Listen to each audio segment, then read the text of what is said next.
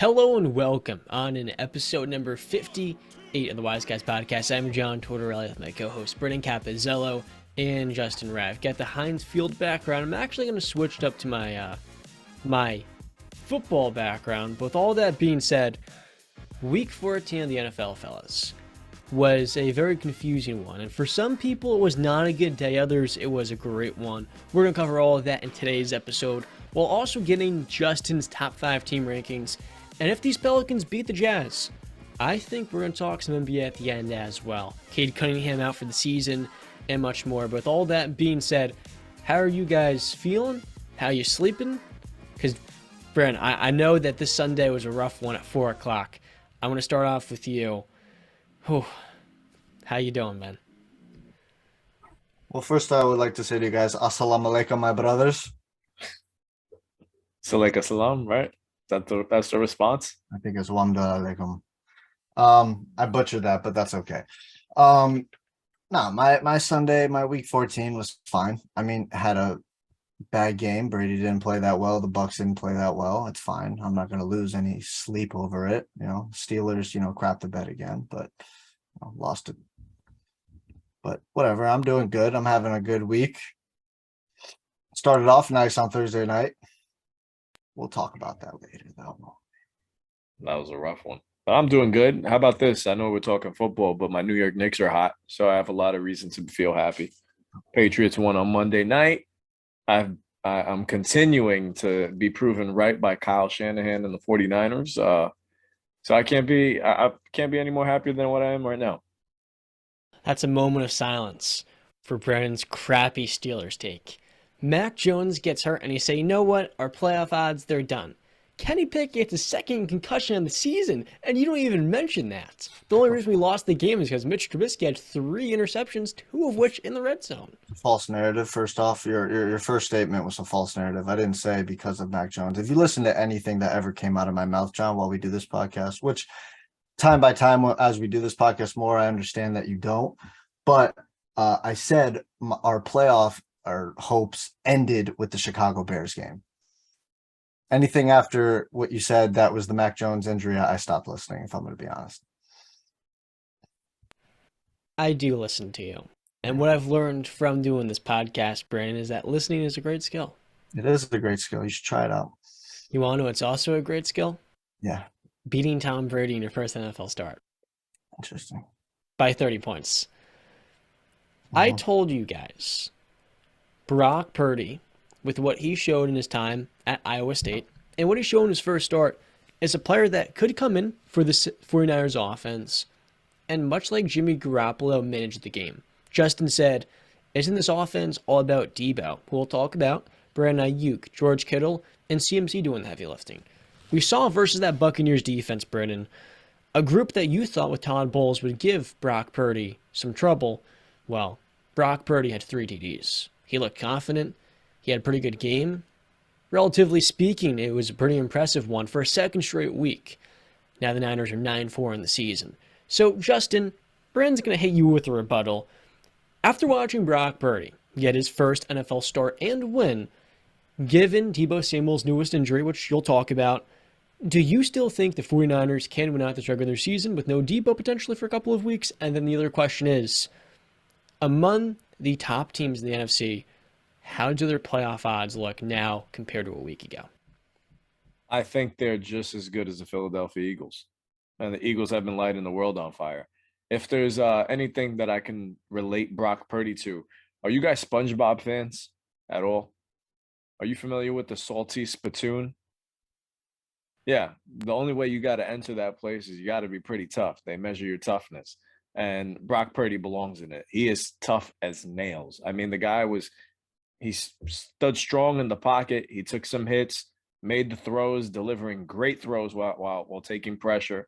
I think from what we saw in his first start, he impressed me more in the second start than in the first. I got to tell you, the 49ers have won 6 games in a row now. They're 9-4. If they win on Thursday, they'll win the division. They have the best defense on the planet. And the last pick of the 2022 draft just led them to a victory. I'm sorry. I can't say that I'm trying to put my words together here. I'm more confident today than I was earlier in the season about my stance on the San Francisco 49ers. If you came out of that game with any other thought than this team is legit contenders, not just to make a playoff run, but to since straight up win a Super Bowl, then you're crazy. Because I think this is the most well-coached football team in the league at the very moment. Brock Purdy played well. And, the Deebo Samuel injury, it scared me for a second. But even with him gone, I still felt confident in the fact that Kyle Shanahan can make the most out of every single player on that field. So it's not like the Giants where you lose a bunch of weapons and you're like, okay, this team is done. No, the 49ers lose weapons and they have a ton of depth behind them and a great head coach to make up for what they lose. So Deebo out for a couple of weeks. This gives him enough time, hopefully, to be ready come playoff time. Hopefully the first game of the playoffs would be nice. But obviously that team is better with Deebo on the field. But I just got to tell you, man, I have the utmost confidence in Brock Purdy. And most of all, I got the utmost confidence in Kyle Shanahan to get the most out of the 49ers.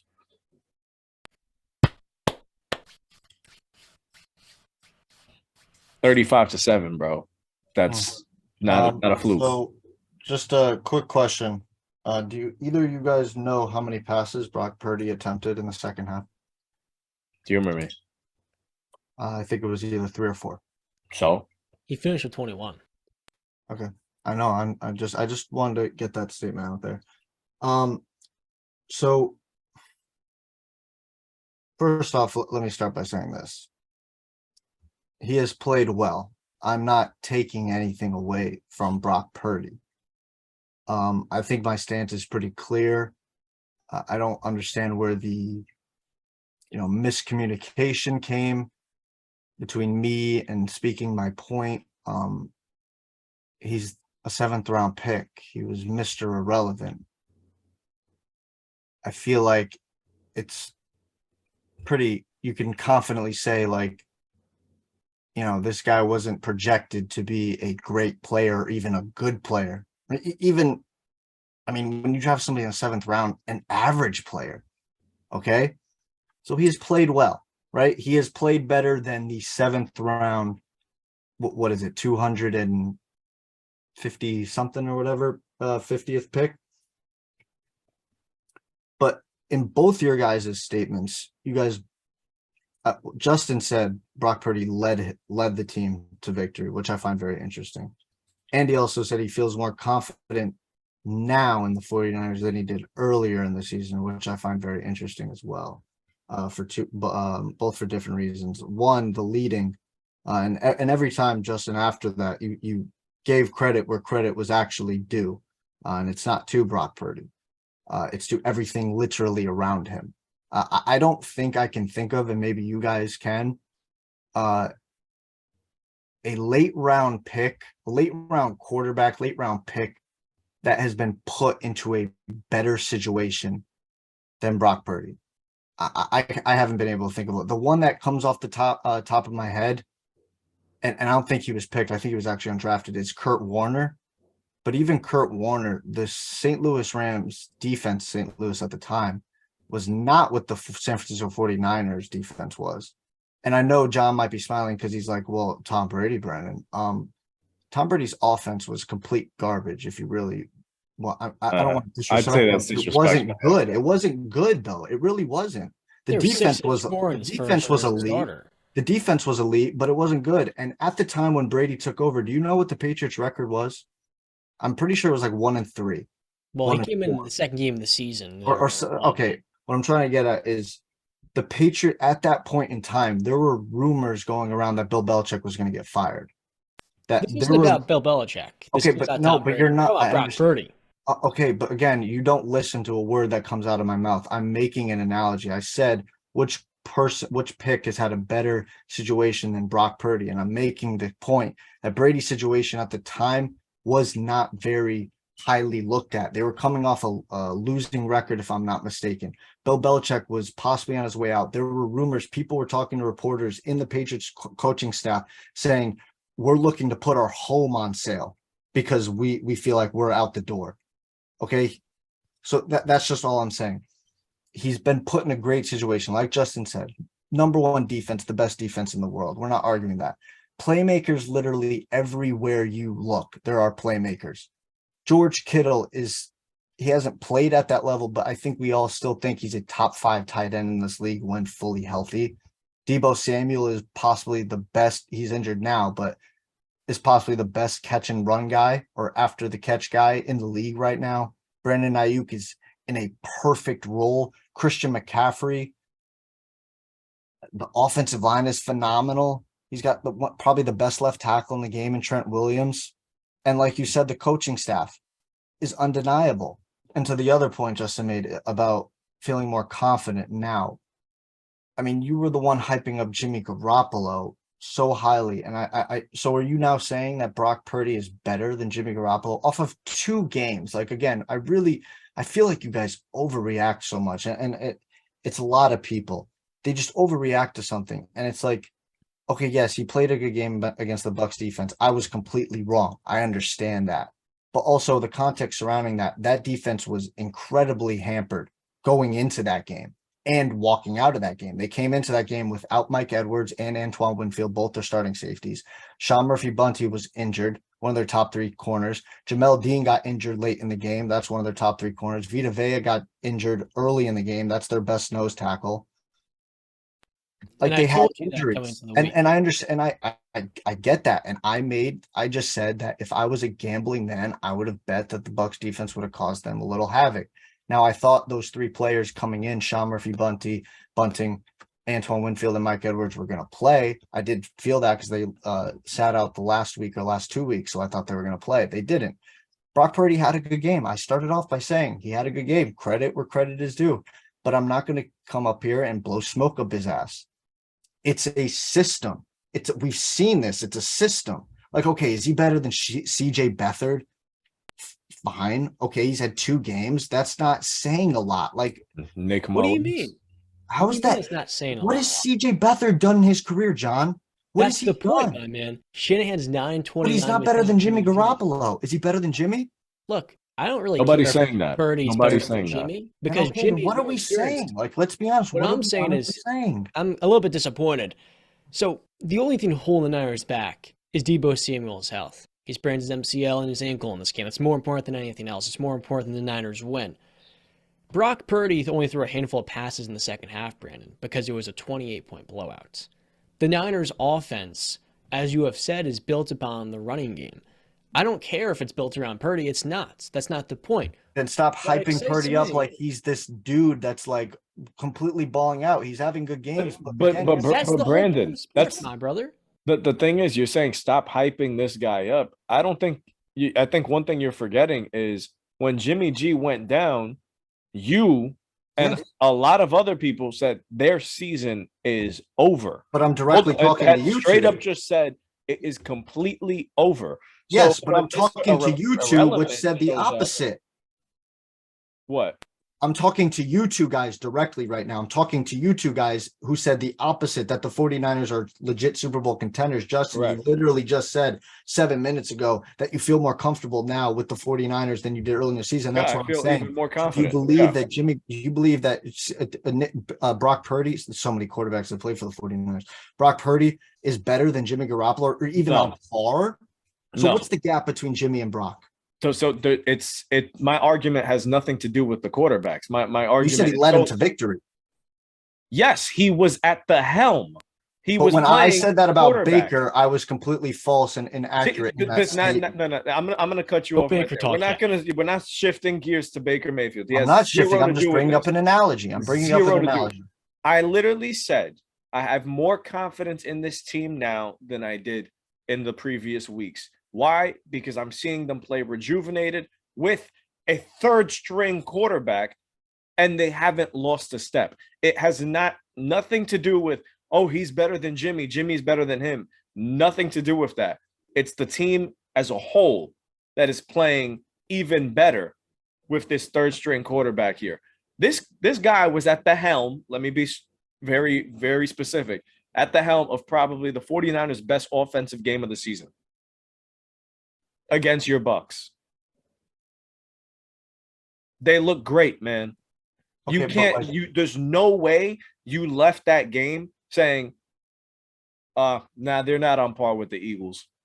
They're not, honestly, and after the Cowboys game, I would probably say the 49ers are number 2 in the NFC. Okay. I mean, you could say that, but again, my whole point is I'm not diminishing the 49ers as a team. I've literally gone over it and said I give the credit to everybody around Brock Purdy. And I said Brock's doing his job, which is not much. It's a system quarterback. Like literally you could probably plug in all 32 starters in the league and they would have more success than Brock Purdy is right now. He has success. He's 2-0 as a quarterback. I'm talking individual success. How about this, Brent? I don't really care who's getting the credit. You said their season's over, B-Cap. Is the Niners season over?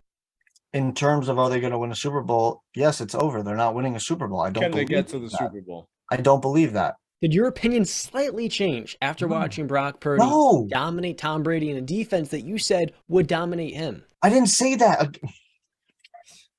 You said they would cause some trouble for a young Brock Purdy. Yes, I did. And then I said I believed that Antoine Winfield, Mike Edwards, and Sean Murphy-Bunting would be playing. They did not. And I went over. Vita Vea went out. Jamel Dean went out. Those are all these players. Shaq Barrett didn't come into the game, wasn't playing in that game. He's been out for how long?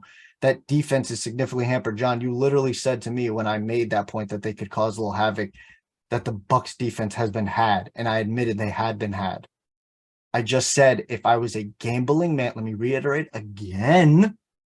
If I was a gambling man, I would have bet on the Bucs defense to cause a little havoc. I lost that bet. That's fine. Again, I really want to see them against the elite competition of the NFC in the playoffs against on the biggest stages. You have been the lowest on the Buccaneers. From the start of the season, you didn't think the Buccaneers were winning this division. You picked the Saints, then you picked the Falcons.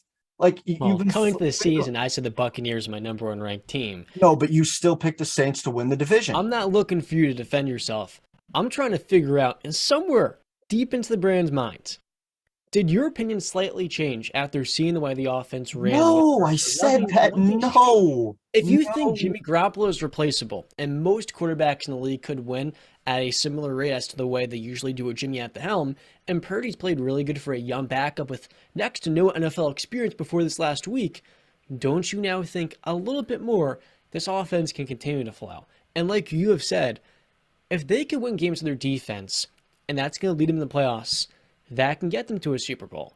If Brock Purdy's throwing the ball 15 or 20 times a game, it doesn't matter if they're winning. If their offense is flowing the way it did this last 2 weeks, you would have to think that they can run the entire course in the postseason. You look at all the teams in the playoffs. The Eagles, they've had some, inconsistent weeks. You still want to see them prove it, and you don't trust Jalen Hurts for whatever reason because of his arm. The Cowboys, their offense is just inconsistent, and you don't trust the coaching as a whole, both the coordinators and Mike McCarthy. With the Niners, it's just their quarterback. And then Deebo Samuel maybe not being 100% when he comes back, potentially in the regular season these next couple of weeks.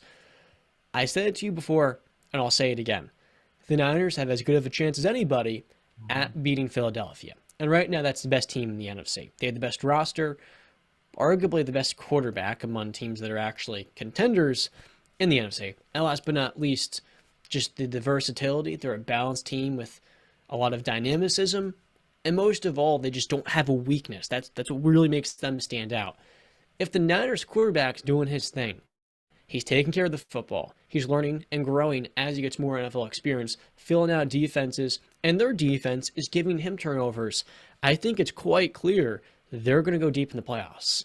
That is where I come from. And watching them dominate the Buccaneers only further verified that they can win a Super Bowl with Brock Purdy. And saying their season is still over to me is blasphemous. You clearly have taken all of the credit away from a 49ers team that can win with a limited quarterback. And ultimately, that's what makes them a great team. They're not playing the quarterback out the wazoo, so they can invest more capital into other positions.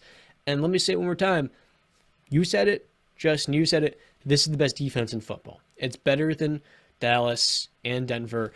And with Christian McCaffrey, 130 on the ground, 2 TDs, had himself, or maybe it was 1 TD, had himself a great day.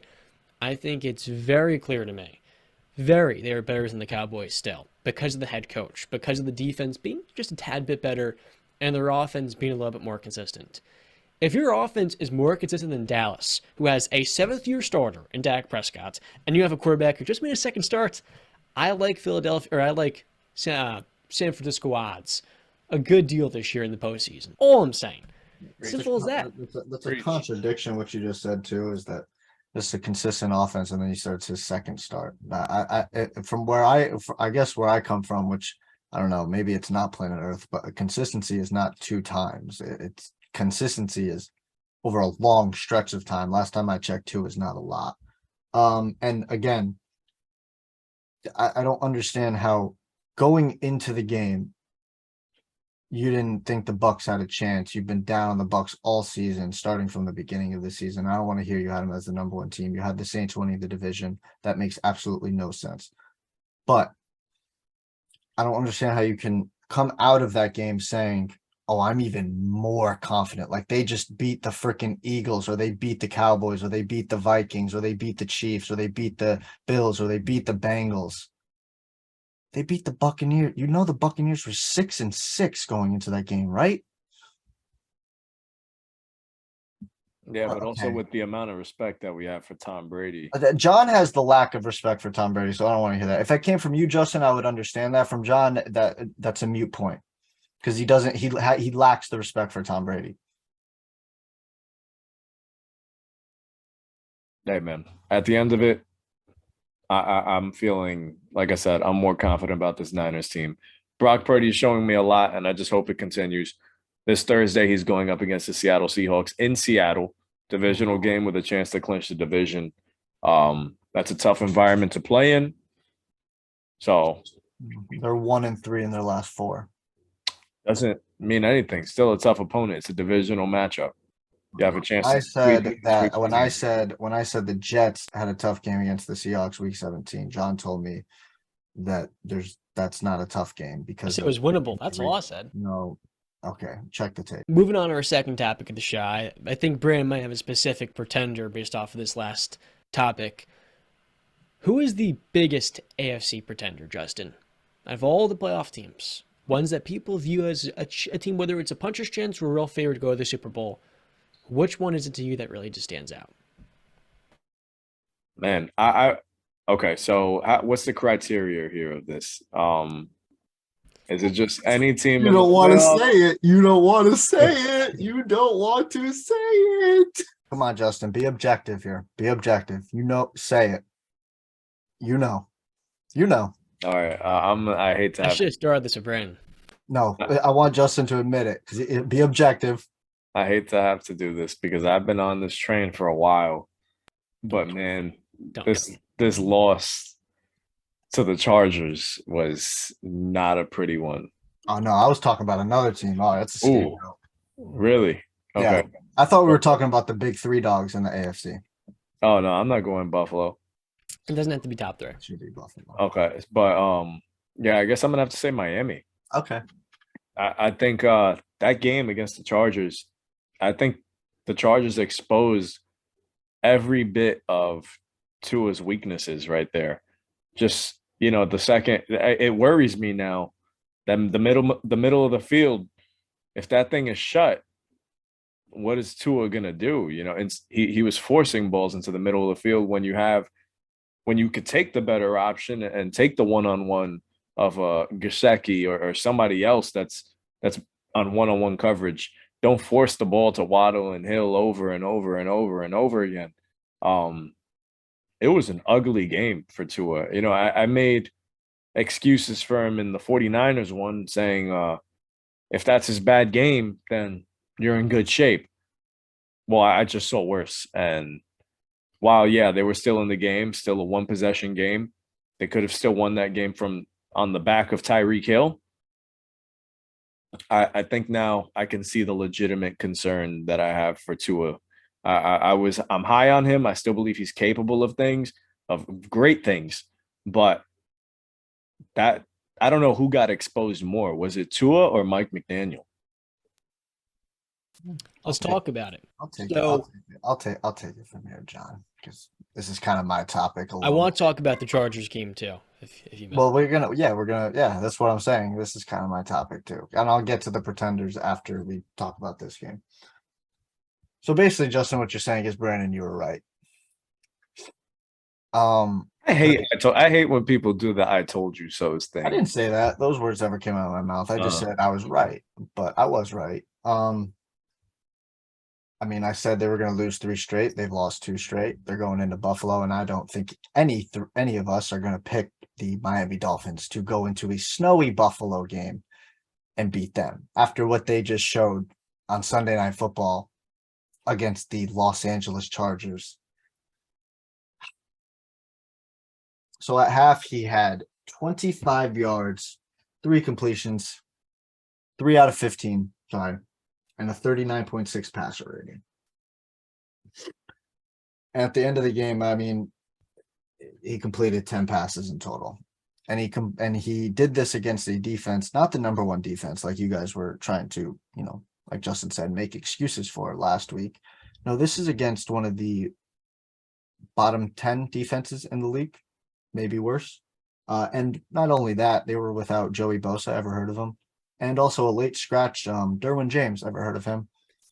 They rank 28th, Brandon, the Chargers, in points allowed this season. Allowed, they're fucking bottom 5 right there. Yeah, so that defense was completely injury ravaged, and even with the players playing earlier in the season, they weren't anything good. It wasn't what we all expected. So yes, Tua has, and I saw a thing that apparently they had heaters on the sideline because it was 55 degrees. Are you freaking kidding me right now? I live in Connecticut. I think it's 30 degrees outside right now. Are you kidding me? 55? Yeah, good luck in Buffalo this upcoming week. So yeah, like Justin said, if that middle of the field is taken away, the blueprint is starting to be written on Tua. Like I said it would earlier in the season. I said, give it some time. Now, I didn't think it was going to happen this quickly this season. It usually takes until the next year for defenses and coaches to figure out a new scheme, I should say. But the 49ers figured it out, and then the Chargers follow suit, and I would imagine the Buffalo Bills are going to follow suit. It's take away the middle of the field, try to negate the intermediate areas, make him throw outside the numbers. He's not really throwing outside the numbers, and I think we can all understand why. It's probably because he can't get the ball out there that accurately. He struggled. He's got a below average arm. Okay, he's great at anticipation. He's got great accuracy, but frail, small, not that athletic. So I mean, yeah. So Justin, you said who got exposed more, McDaniel or Tua? It was Tua. Because if see, I like this quote from Mr. Colin Cowherd, who John listens to. Judge a player when everything around them is not perfect. Because as I've always said, because that stays in line with what I've said, great players can overcome things. Okay? Tua might be good. He ain't great. So I'm judging him when things aren't going well. It didn't look good at all. Go ahead, John. You wanted to talk about the game. Ugly. Top 10 quarterback, right?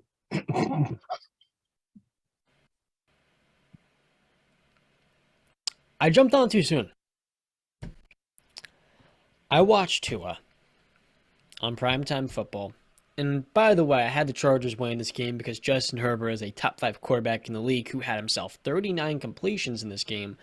Looks phenomenal, as he has all year almost, with no tackles. His receivers far from the pedigree, or at least the resume that they have in Mike Williams and Keenan Allen. The audacity some fans, particularly Tua Tagovailoa ones, to dare to mention Tua in the same name as Justin Herbert, is ludicrous. We can all understand that. This game showed very clearly, much like you just alluded to, Brandon, Tua's a good quarterback. When you put him in a position, an environment where you have dynamic play calling and receivers that are going to get open, he's going to maximize that, and he's going to make the simple play. He's great in the red zone. He has some good qualities, but man, when he's under pressure, he's got to, maybe take the hit, deliver a ball up the field, and play within the pocket. His pocket presence, the ability to stick in there, the athleticism, being able to maneuver around defenders and edge rushers that are free. He doesn't have those physical traits that a Josh Allen or Justin Herbert has.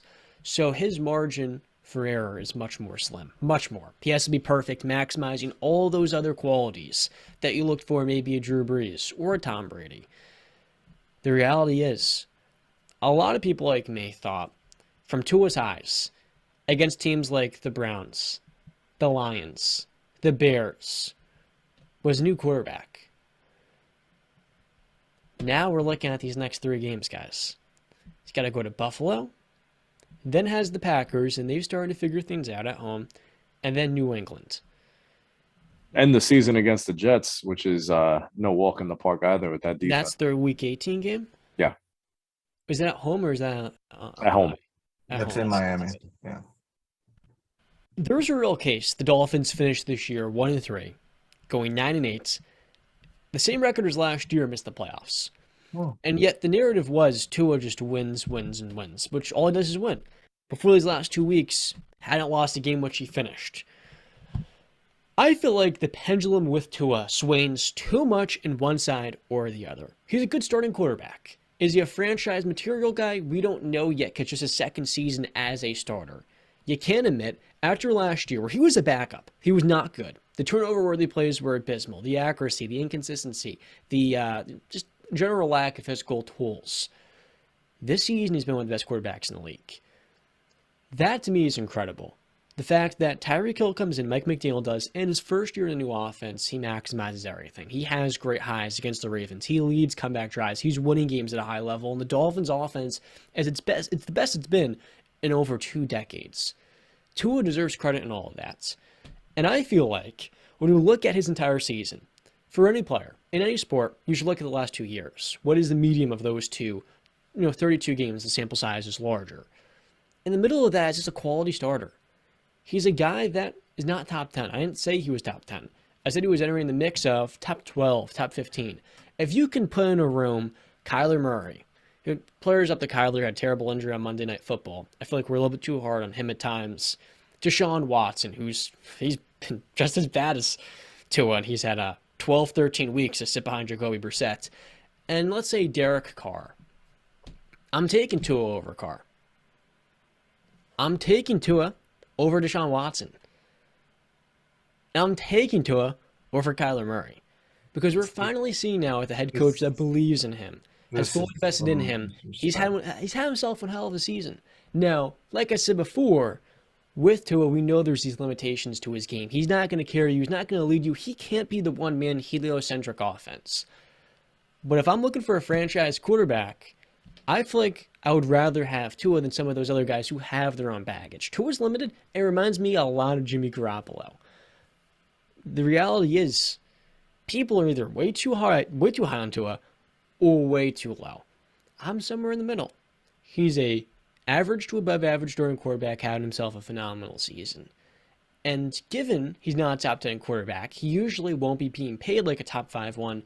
You can build a better team around him. I feel like we've learned nothing new about Tua. This is who he's always been. But 6 completions before a garbage time versus the Chargers, that was a new all-time low, I feel like. But he also had 469, if memory serves, against the Ravens. In the middle of that is a good quarterback. I think it's really pretty simple. In order for the Dolphins to go on a playoff run, they need everything to go right. If Teron Armstead's banged up, Jalen Waddle's not getting open because he's also not 100%, we're going to see Tua can't lead you to the highest levels. But if those two guys get healthy, and Mike McDaniel adds a little bit more juice, dials up a couple more different calls, they're able to respond to these last 2 weeks, which for them have been abysmal, I think the Dolphins this year very easily can win a road playoff game. They can. It's just a matter of all the things around Tua being maximized. He still has more to prove. Coming to the NFL, a top 5 pick, goes to a Dolphin team that hasn't had a high-level quarterback in a long time since Dan Marino. The expectations on Tua coming off of a potentially career-ending hip injury was drastic. In year 1, he's being benched, taken out the lineup. In year 2, one of the worst offensive lines. No receiving threats outside Jalen Waddle and Mike Gesicki, really. And most of all, just poor play calling. The offense, very clearly, was not going to maximize this young quarterback. Because they didn't want him. You know that, right? Mike McDaniel has showed, hey, look, I believe in you. You can be a high-level quarterback. We've seen him have a great season. As an NFL fan, I love Tua. I love him. Great story. And much like a Baker Mayfield, Brandon, he's really hard to root against. It's almost weird if you root against the guy. You're all over the freaking place, John. Jesus Christ. One breath, you say he's a good quarterback. Next breath, you're saying he can play at a high level and bring you. Stop it, man. Okay, stop. Like, dude, this guy.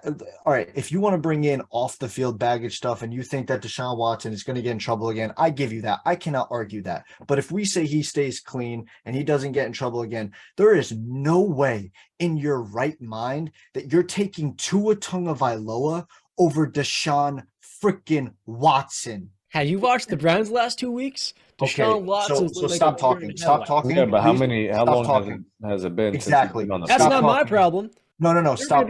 Off the field with all these accusations. I don't care. John. That's on you, my friends. But I don't want you as my stop. Okay. John, Justin, I got him. Okay, I'm good. Stop. John, answer me this question. If a doctor takes 2 years off of his profession, do you think he'd be rusty coming back, or you think he's going to pick up right where he left off? If you stop riding a bike for 2 years, you think you can just pick back up where you left off, or it's going to be a little rusty where it goes? Did we not, coming into that first game against the Houston Texans, say it would be I said this, it would be foolish, idiotic for anybody to say and blame Deshaun for playing bad? You should expect it. He's been off for 2 years. He hasn't played real life, real game football in 2 years. You should bring up off season and practice and OTAs. What the hell is that going to do when you're playing real life football? Nobody's trying to knock your head off. He's wearing a red jersey. Nobody's trying to touch him. Like, please stop it. Okay, I understand your hatred towards him. I get it. I don't hate Deshaun. Yes, you do. And I get a lot of people do not like it. my boy one time, so I want to make it very clear he's not my boy. But I don't have any. If I did, I don't know. Maybe that was a joke. Maybe that was a joke. But I understand the hatred towards Deshaun. Trust me, I get it. But if we are strictly talking football, that's an idiotic statement, John. Come on, man. He was a top 5 quarterback in the league last season. Yeah, how many games did he win? And then you talk about it, and you were the one that said to me, "Look at the talent around him, Brandon." And you said winning isn't a quarterback stat, but continuously you decide to flip that narrative every time we talk about a different quarterback. Because he was putting up empty calories in that Houston offense. They're down from behind, slamming that rock around like your boy Dak Prescott. Those numbers. Do we really I'm looking at him right now in Cleveland. He had 13 weeks to watch Jacoby Brissett run that offense. In the last 2 games for the Browns, get to watch somebody else do it. Hasn't played football Are you not going to acknowledge that statement?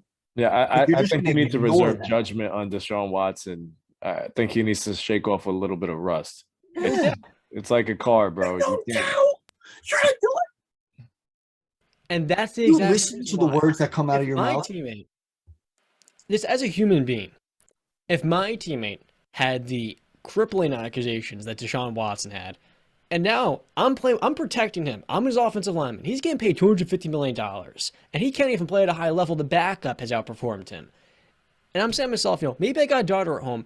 I would not want to be this guy's teammate. Yeah, but you don't think his teammates understand the same thing that Brandon and I are saying? You don't think they know that this guy's going to be a little rusty? No, you don't. No, Justin, he doesn't. I'm sorry to cut you off. No, he doesn't understand that, because every sentence he flip-flops his statements. I cannot be the only one realizing this. I really cannot. I feel like I'm going crazy right now. He changes his statement. In one breath, he says, "No doubt you got to take that into consideration." The next one is, if I'm an offensive lineman, this guy's been playing like crap the last 2 weeks. The backup's been playing better. No shit, the backup's been playing better than him. He's been playing football the last 2 years. Where the hell have you been? I understand your hate towards Deshaun. I get it. I But don't respect him. I don't Please, hate That's if fine. we're We knew talking that. about on the field, please stop bringing up off the field stuff. You want to talk off the field? We can talk off the field. We can talk about all day, and you'd be in right to say what you need to say, John. I would not disagree with you. But when we're talking about on the field, talk about on the field. This is one of the main issue people had with Terrell Owens not getting into the Hall of Fame. People like you kept bringing up off the field shit because he didn't get in the Hall of Fame. That's not the point. We're talking on the field football. Okay. There's no, and then let's move on from Deshaun. There's no way Kyler Murray and Derek Carr, both of those guys are better than Tua Tagovailoa. Like, come on, man. Really? Kyler is a little bit different. I don't want to be too judgmental because he may have just had not only a season-ending knee injury, but something maybe to miss some time next year for him. But Derek Carr versus Tua, I'm taking Tua over him. Is that for sure? I know we're being very critical on Tua right now, and as we should. The last 2 games haven't been pretty. The slate ahead of him is pretty difficult. But all in all, if he goes into Buffalo and gets a W, does that change anything? 2 W's and Josh Allen. He's not going to light the world on fire in Buffalo. But if I wouldn't think so, it builds momentum going against Green Bay at home. And I think for the Dolphins, you just got to get in the playoffs. If Tua wins a playoff game with the production that he's had this year, I think we start to fully just appreciate who he is. It kind of reminds me a lot of a Ryan Tannehill or a Baker Mayfield. I would want this guy as my franchise quarterback. I don't have to pay him as much as Deshaun Watson.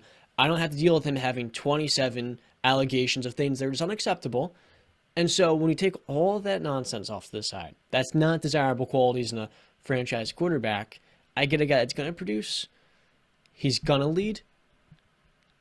He's like, if you put all these weapons around Tua, yeah, he's had a couple of bad weeks because they've had injuries. He's going up against quarterback. So if you put around elite weapons and an elite head coach, of course he's going to have success, John. Of course he's going to have success. Nobody is disagreeing. He's not having success. He's maximizing all those parts. Congratulations. And when push came to shove and he played a crap defense, what happened? 6 completions. Can we move on, please? Can we please move on? Because the people that you were hating on early saying the Tua fans, man, they got to stop. I feel like you're one of them. I'm going to be honest. I feel like you're one of them. Just a heads up. I was saying, the moment you take Tua Tagovailoa out of the Joe Burrow and Justin Herbert discussions, nobody was and putting you compare him relative to some of the middle of the pack quarterbacks, I say he's cheap.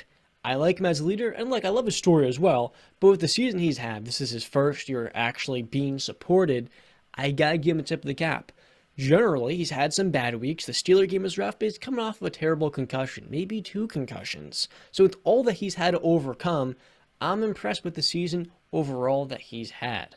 And the Dolphins have had a ton of success. Their offense has been really good. It's no small part of Tua. He's had great support, but he's also had a great season with all of that.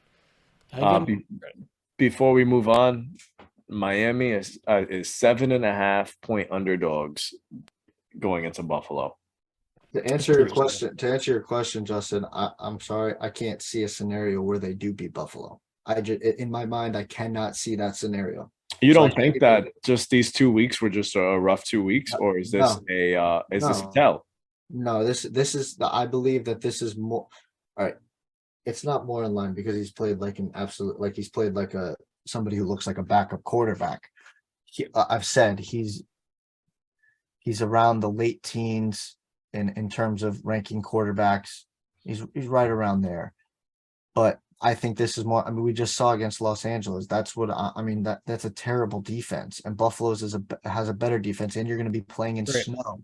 So that's all I'm saying. I just can't see a scenario where they win. But talking about Buffalo and John asking the initial question when we first started this segment was who is the pretender in the AFC? Who I thought Justin was going to say I would never. Buffalo Bills. I would never. Because they are. They're not winning the Super Bowl this year. Okay. Wait, can you say that again? The Buffalo Bills are not winning the Super Bowl this year. So You're telling me the Buffalo Bills are pretenders, the number one seed in the AFC. You want to know who was the number one seed after week 13 last year, John? Tennessee To Titans. show you how much the number one seed at week 13, 14 means absolutely nothing. You know who it was? Baltimore Ravens?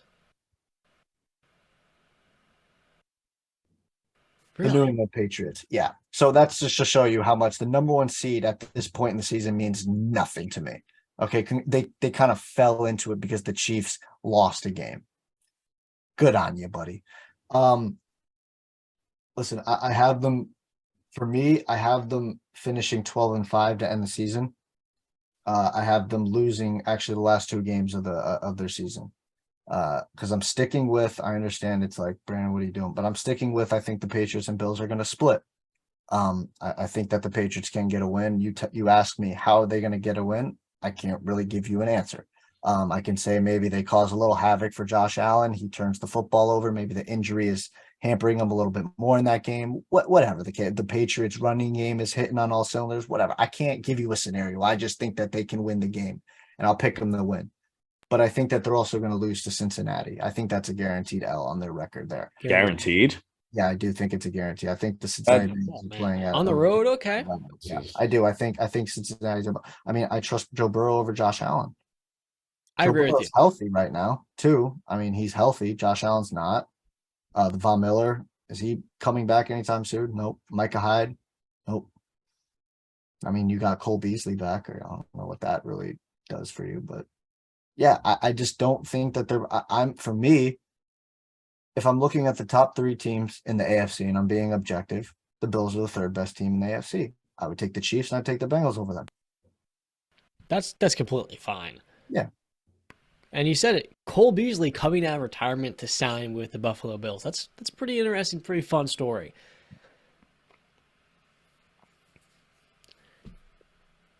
Why are the Bills pretenders? What is it exactly? Is it the lack of a running game? Is it Josh Allen not being 100%? The different injuries? Well, my belief, yes, the injuries are probably. I mean, they're on par with the number one. It's like a 1A, 1B type thing. The injuries, obviously, but also I haven't been a believer in Josh Allen, as you guys know.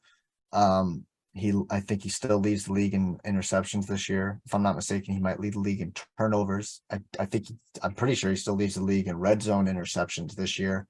If I'm not mistaken, I think he leads the league, or he has no game-winning drives in the playoffs. Still in one-score games, it's very inconsistent. He doesn't play that well. So I would put my faith more in Joe Burrow and that Cincinnati Bengals team, which is playing a hell of a lot better. Fun stat, the offensive line for the Cincinnati Bengals has the most snaps together. You see how early in the season we were like, what the hell is going on? Continuity, chemistry, they're playing a hell of a lot better. I give the credit to Joe Burrow, but Josh Allen, 11 picks this year. He's won 3 straight one-score games. And I know that, Brandon, you don't quite believe in him. He hasn't played well, though. Is he playing well, considering he's going through an injury right now, and his team has 10 wins, and they're the number one seed. They're the number one team, and arguably the best division in football, and they have a top 4 offense and scoring. Yeah, I think Josh Allen's playing pretty darn well, given the offense is him. Gabriel Davis does not have the season he's having without him. And you talk about their injuries.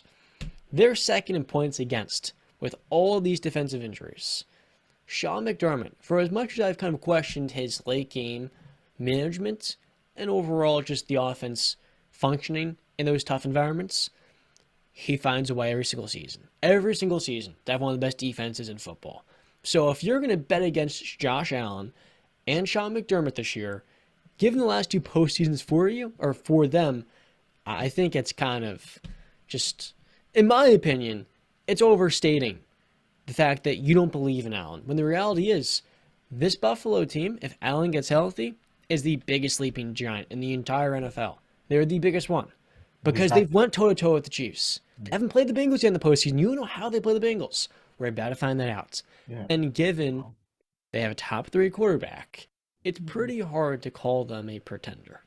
I just did. Yeah, pretty easily. I just did. But I just want to one sec. Josh Allen's not going to get healthy this season. He has a UCL injury, so that's not going to heal up anytime soon. It might actually get worse. With the number 1 seed with a bye week. It's not Brandon's right. I mean, Justin, speak to it. You're the baseball player. Brandon's right. That takes a ton of of rest and therapy and all that stuff. That takes time. So him playing through that doesn't make him any better. But I mean, since the injury, has he lost a game?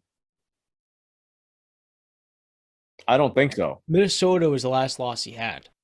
And I think the injury sustained during that game, if I'm not mistaken, or it came out after that game. Might have been the game before against the Jets when they lost to the Jets. Okay, so is it? I don't know. I thought it was around that Minnesota week or going into the Thanksgiving game. But nonetheless, it's hard for me to look at this team. I remember Brandon pointing out a stat saying all this about the one-score games, and I'm happy, John, you mentioned it. They've been doing so. They've been winning those one-score games, like you said they couldn't do. This team has been battle-tested. This team has played on some of the biggest stages, obviously not the Super Bowl, but has gone toe-to-toe with Patrick Mahomes, has had big playoff games, goes up against Bill Belichick twice a year. This team has to deal with it. They got a tough road ahead of them. Miami, Justin Fields isn't going to be a walk in the park if he's healthy. And then you end the season with Cincinnati and New England. Josh Allen, while he's not playing his best football at the moment, it doesn't make me call for any reservation for the simple fact that I'd rather have my quarterback struggle now and catch his stride in week 17 and week 18, and then he's on fire going into the postseason. Everybody's going to hit a bump in the road. Every single one. There's no perfect season. It's not going to happen. So if Josh Allen is going to struggle, I'd rather have him struggle now in the midst of winning games because he's going to get hot. This Bills offense is going to catch his stride. Devin Singletary is more active in the offense. So is James Cook. Stephon Diggs needs to get some more, get in there more. He was locked up when Sauce Gardner was on him on Sunday. But all in all, this Bills team can beat anybody, even in the state that they are right now. I understand the injuries are a call for concern, but they didn't just beat the Kansas City Chiefs. They convincingly, to me, beat the Kansas City Chiefs. And going up against Cincinnati, you can't tell me that there are two quarterbacks in the AFC that you believe that could go toe-to-toe with Joe Burrow. It's Pat Mahomes and Josh Allen. And then I guess 3, Justin Herbert. I wouldn't add any more to that list. So straight up, I'm going to tell you right now, the Bills are not pretenders. The Bills are still Super Bowl contenders. And they can go into Cincinnati and they can go into Arrowhead and beat just about anybody. Especially, I don't think outside of Patty Mahomes and maybe Tom Brady, with the game on the line, under a minute left, no timeouts, He's got no I want Josh Allen. drives in the playoffs, Justin. I'd take Joe Burrow over him in the. I'm saying, outside of those quarterbacks of Tom Brady and Pat Mahomes, only Josh Allen is the one that can do that to me. I'd take Joe Burrow over him in those situations. But when he beats Joe Burrow, we'll have that conversation again. Okay, but I just want to get you guys on record here, right?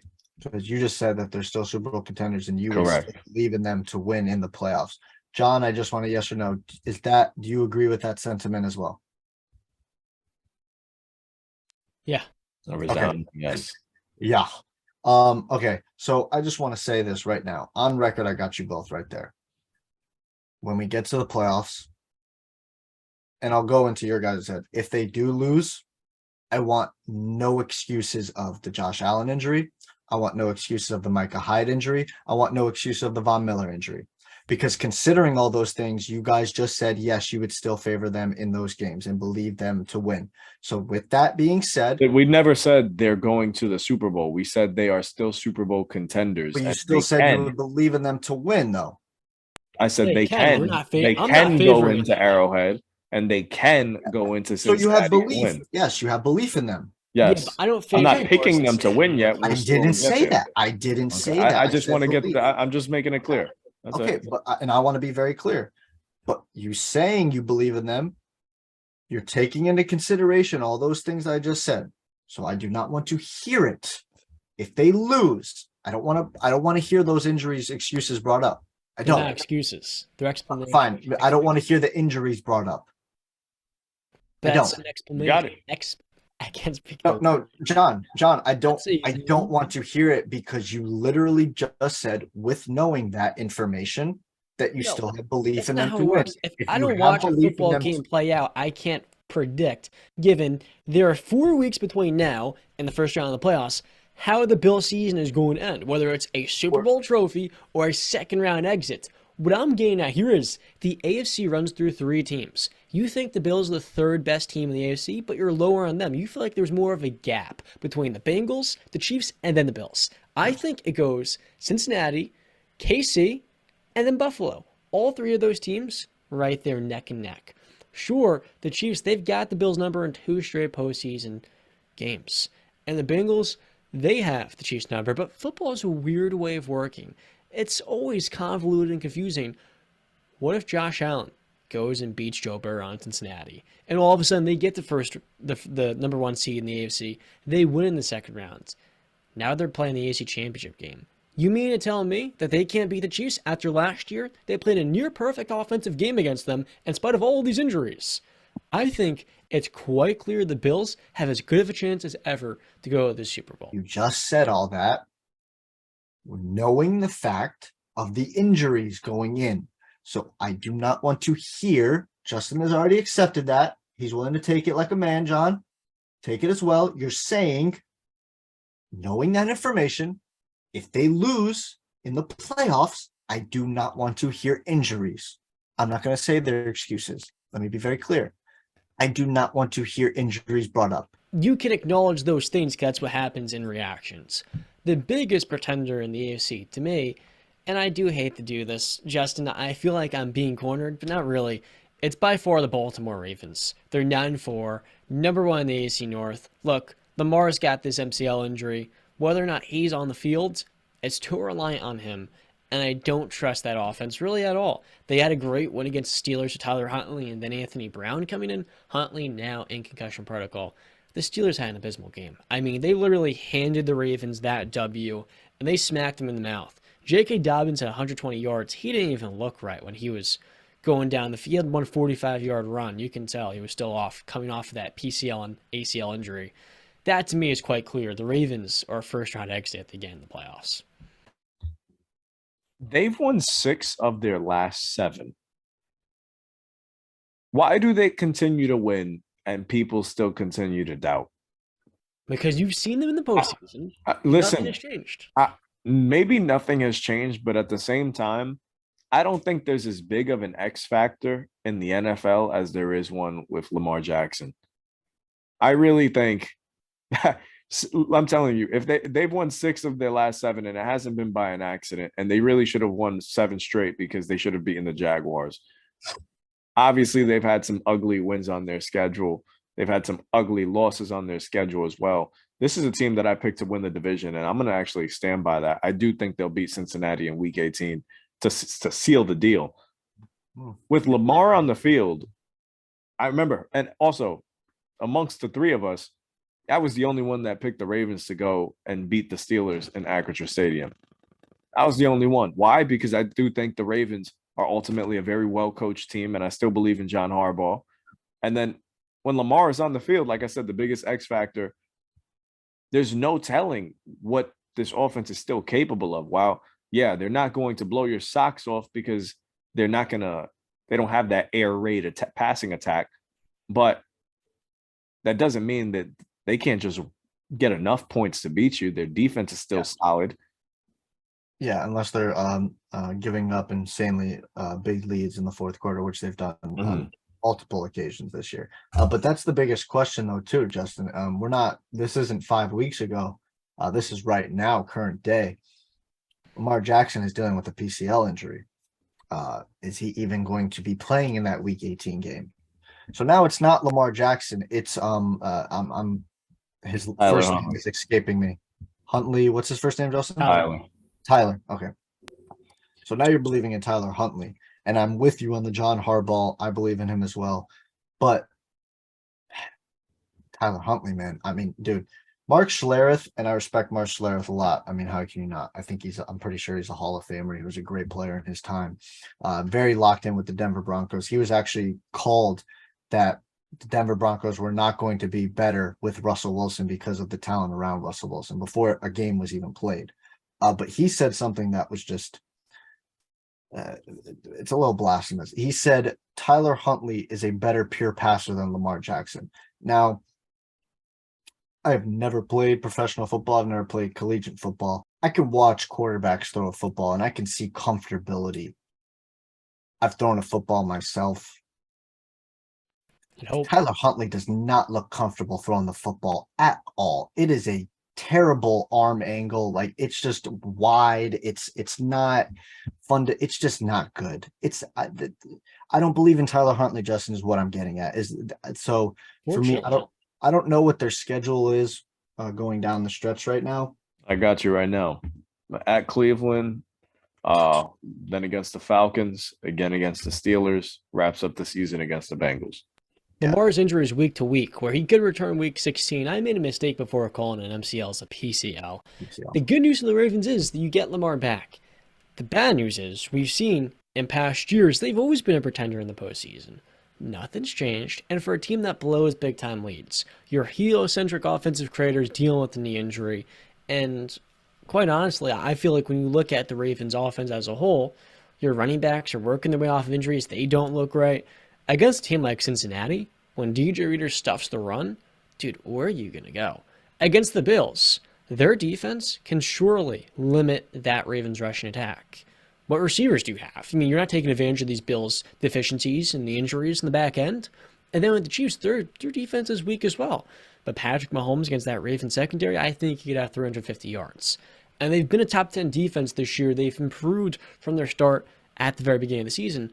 But we all know, late in games, this Raven, I mean, some of it is in DC, they're just not necessarily a team you can trust. And so to me, it's really easy. They're the biggest pretender of these top 4 or 5 teams. And I don't have them as a top 4 or 5 team because honestly, I think they're in the same exact tier as the Titans. And all I say, the Titans can maybe win a playoff game. They're not a true contender to me at this point. They've had a bad couple of last weeks. And so it's pretty easy to me. Moving on to the NFC. Who is the biggest pretender, BC, in the NFC conference? Biggest pretender in the NFC. The Minnesota Vikings. 100%. Like bait. Yeah. I mean, there's Absolutely. really nothing. I mean, I've said my piece on the Minnesota Vikings a lot, so I'm not going to waste my breath anymore. Yeah. Why are the Vikings pretenders, Brandon? I just said I've wasted it with Kirk Cousins. He's the only reason why. Defense is bad. Defense is bad. Thank you. Okay. Thank you.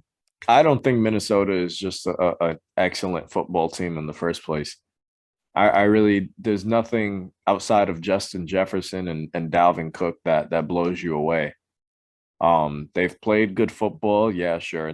But all in all, when it's mattered, their 2 biggest losses against Philadelphia and then Dallas, and then losing in Detroit, as I said, would happen because their defense is vulnerable. The second you go up against somebody that can throw the rock, Mike White almost knocked you guys out.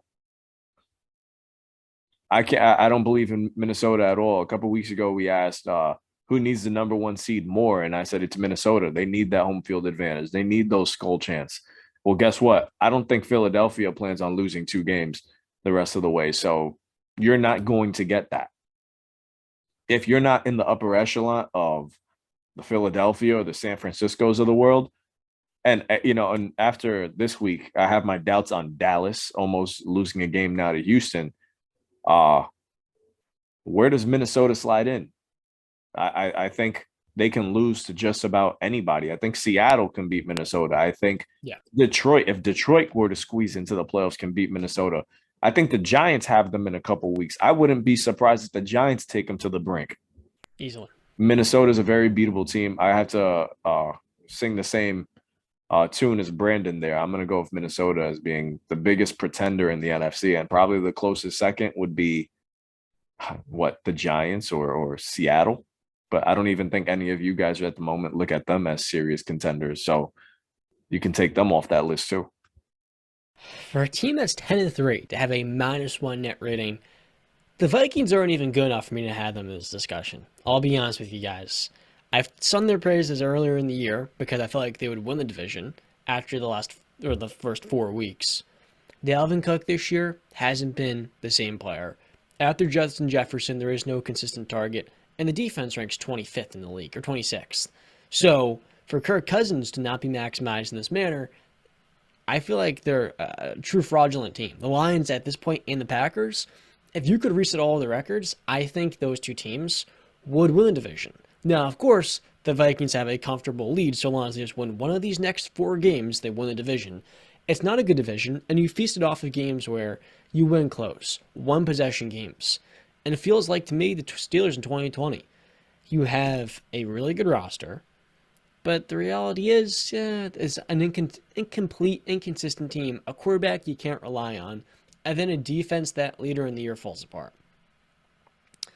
The biggest pretender in the NFC is the Dallas Cowboys.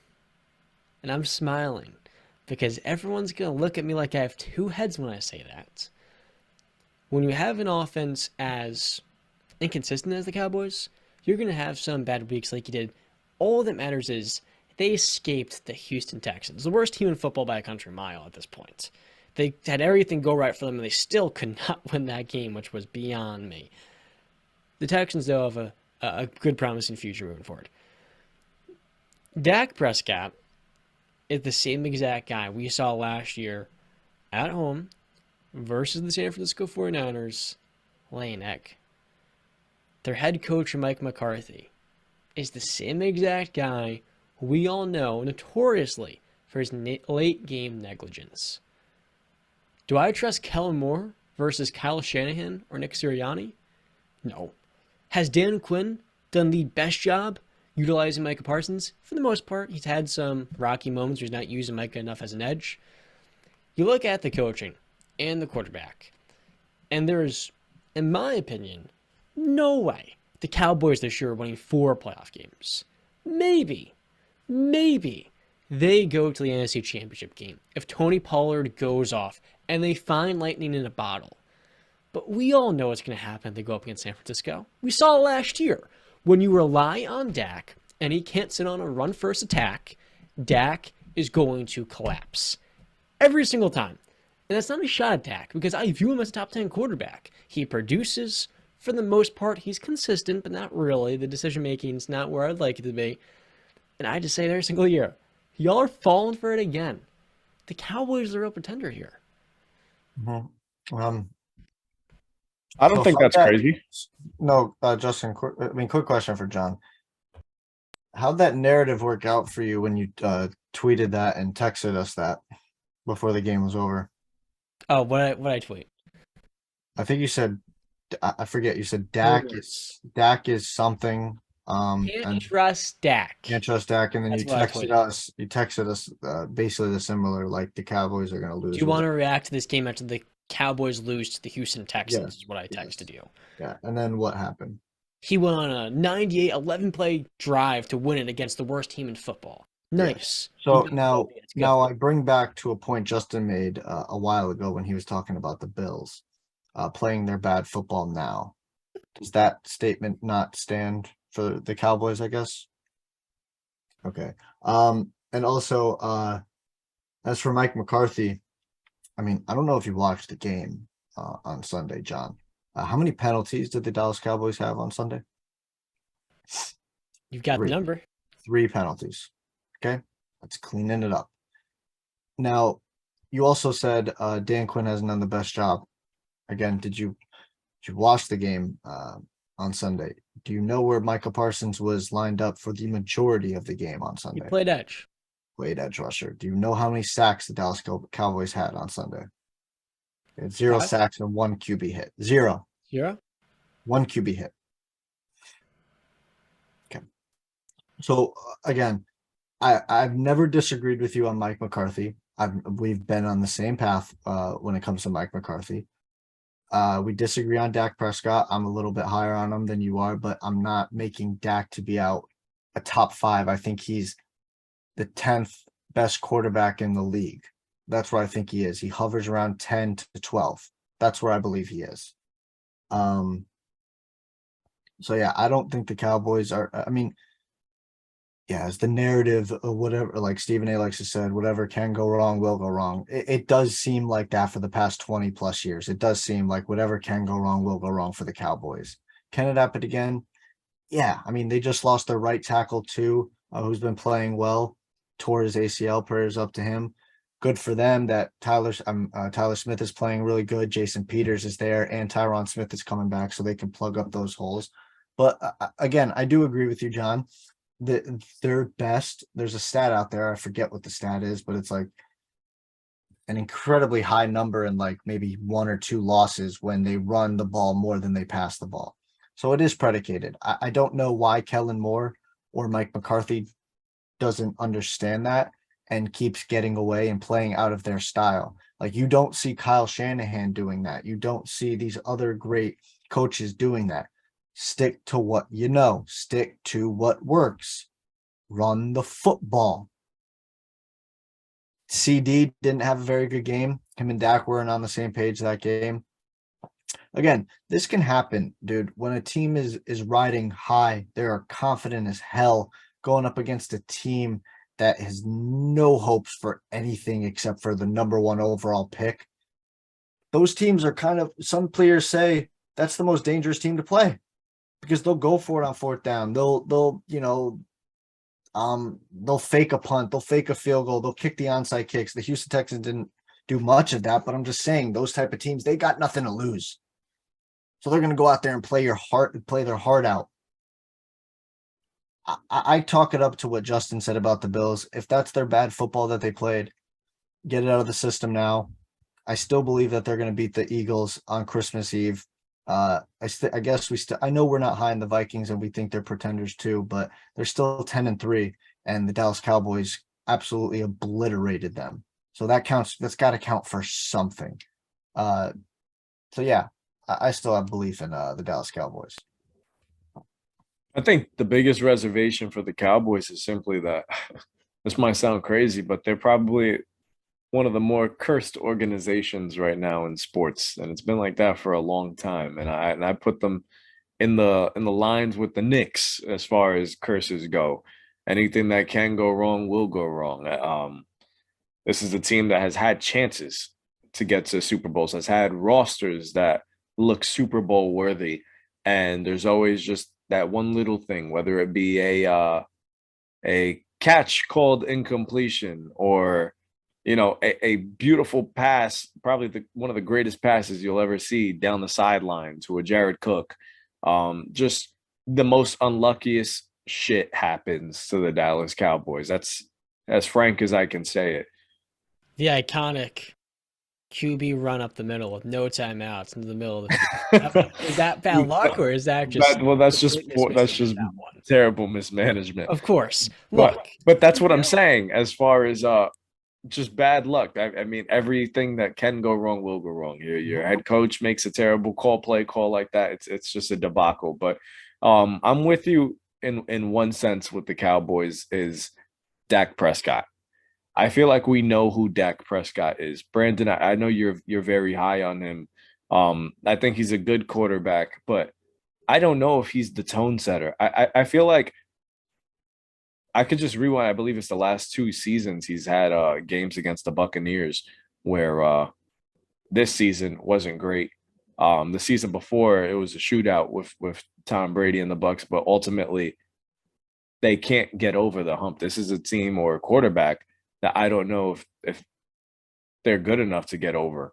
And I've said this defense is maybe the best that they've had in years and probably can compensate for whatever issues that Dak Prescott causes. So I guess I'm going to push the brakes on them, but I don't believe that they're as good as the Philadelphia Eagles or as good as the 49ers. Do we agree on this statement, though? Because John said about Tua, you get a coach that actually believes in him and is actually competent.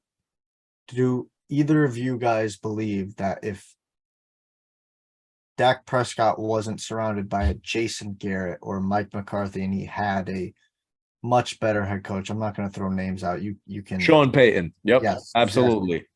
You think that you would have more faith in Dak Prescott?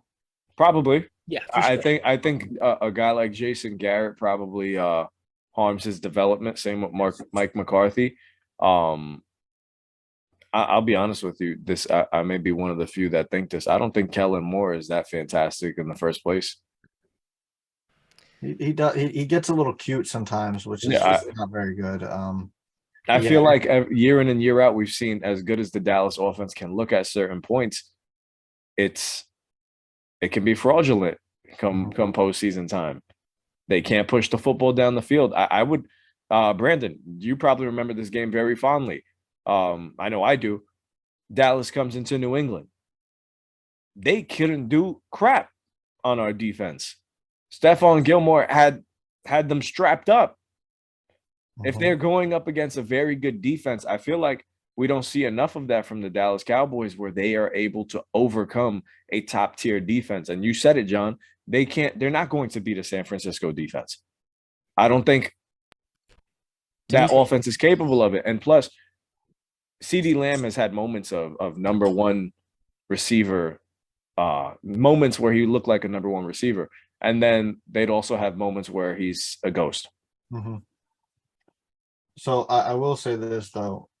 I think we're going to get a big answer in 2 weeks on Christmas Eve for the Dallas Cowboys Philadelphia Eagles game. No, I'm saying answer in terms of, can it be done or can it not be done? You guys don't believe that it can be done. I have a little more faith.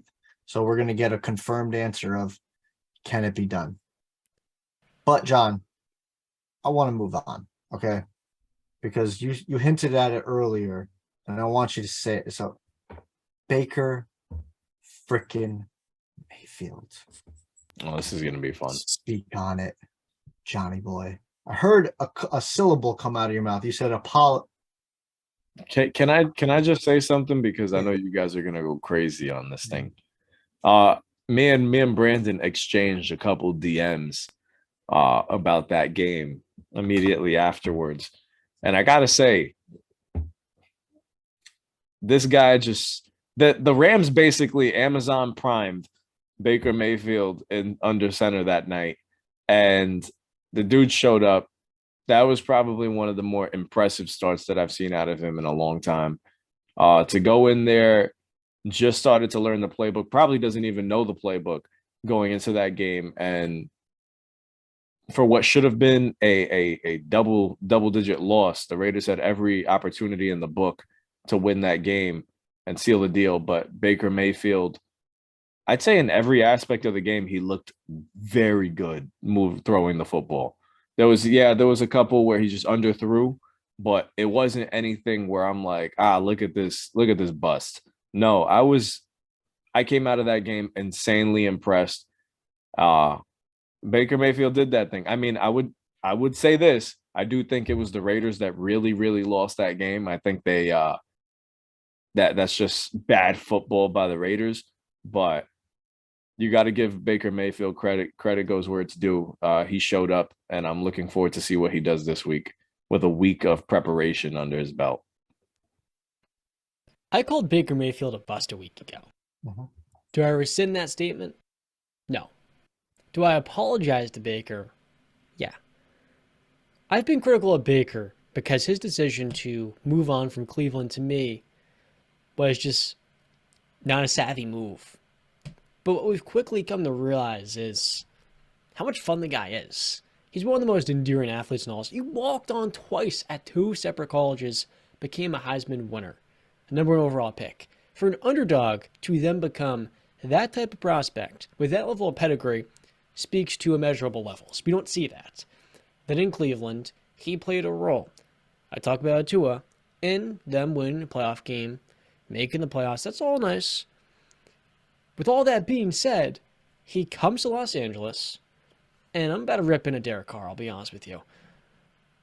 But for Baker Mayfield to win this game, it sends a clear statement to all of us fans how badly the Rams needed him and how much he needed the Rams.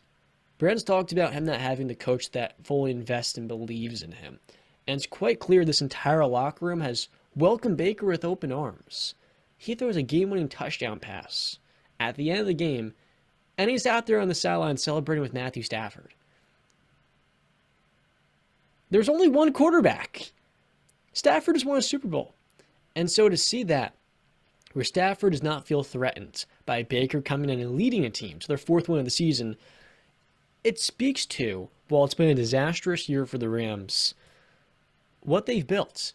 And for Sean McVay, he brings Baker in and says, hey, look, let's see what we've got. He throws him out there, and Baker, thrown out to the wolves, has the game of the week. Only 22 completions, 200-plus yards.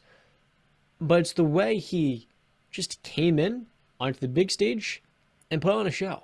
The dude's a performer. Now, do I want to build my team around Baker? No, I don't. I've seen him in Cleveland with Odell Beckham Jr., Jarvis Landry, Njoku, Hooper, Chubb, Hunt. But can Baker make big-time plays? Can he galvanize the team? Absolutely. And so Baker finds himself in this weird realm of quarterbacks where the highs are so high, but the lows are so low. He just needs a consistent environment. And in Los Angeles, we don't know what Matthew Stafford's long-term health is going to look like. If he maybe misses some time, if Stafford wants to, he's 33 years old.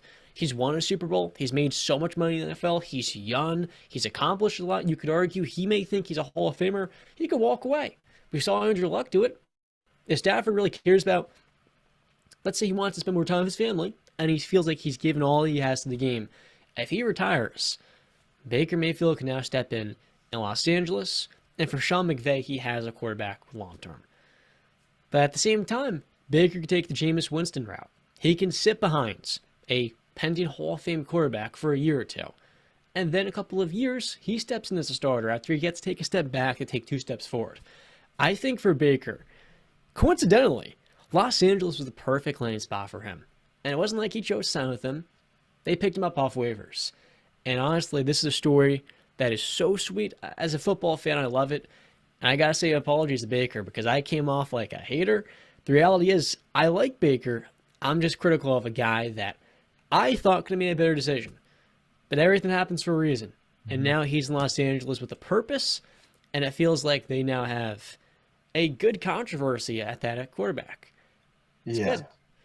So I won't dive into the lies, the one lie that you consistently remain to that entire argument, which is your problem with Baker was him leaving. Because if that was your problem, then I won't get into that because we've debated that before, and I absolutely obliterated you in that. I don't know why you keep bringing it up. But Come on. talking about it's facts. Talking about Baker, and you did mention at the end of that saying Baker didn't choose the Rams chose him. Actually, if you watch the Amazon post-game show, Baker said he took a shot. He was on the plane before the waiver even. Commercial. But I mean, that guy. First off, I do want to say I'm a big Baker guy, obviously, right? Shake and bake all day. But he needed to be humbled. He did. Like, we just got to put it out there. He needed to be humbled, and he was. Okay, in Carolina and towards the end in Cleveland, even though I think it was terrible how the organization treated him on the way out, he was humbled. And he came into the Rams organization on less than 48 hours notice on a team, like, first off, against a team that had won 3 straight games. Okay. On a team, no Cooper Kupp, no Allen Robinson, no Aaron Donald, still the terrible O-line that has been playing the entire season. Brand new system. Down 16-3. Less than 5 minutes remaining. And leads back-to-back touchdown drives. The last one being 8 for 98 yards. And look at this, an NFL record. Longest drive to win a game in the final 2 minutes of NFL history. So I say all that to say, again, I was right. Baker is not a bust. Yeah, I was right, Justin. I'm relishing in this, okay? Because he came out and all the context surrounding you can't use oh, look at the talent around him. You can't use, oh, the team that he was playing was a terrible team at the time. They won 3 straight. You can't say anything of that. You can't say nothing because he went in there, and you tell me Tua Tagovailoa is going to do that. Is Tua Tagovailoa going to tell throw me. 11 yards in the second? Well, kind of. Yeah. Okay. No, wait, what'd you say? Baker had a great game, Brandon, but the quarterback on the other side had 11 yards in the second half. Is that Baker's fault, though? I mean, Can Baker goes out there and plays his Isn't game. that what should really also be a storyline here? That Baker thrived and Derek Carr shat the bed yet again. Okay, but that's fine. They were winning. They won 3 straight. They came into that game and they lost. They played a bad game.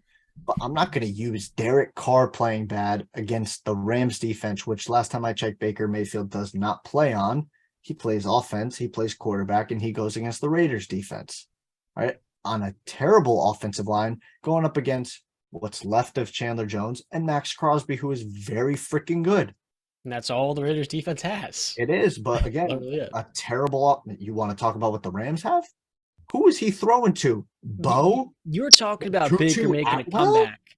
Yeah, and Van Jefferson. Their best player was probably Tyler Higbee on offense, my guy. Yeah.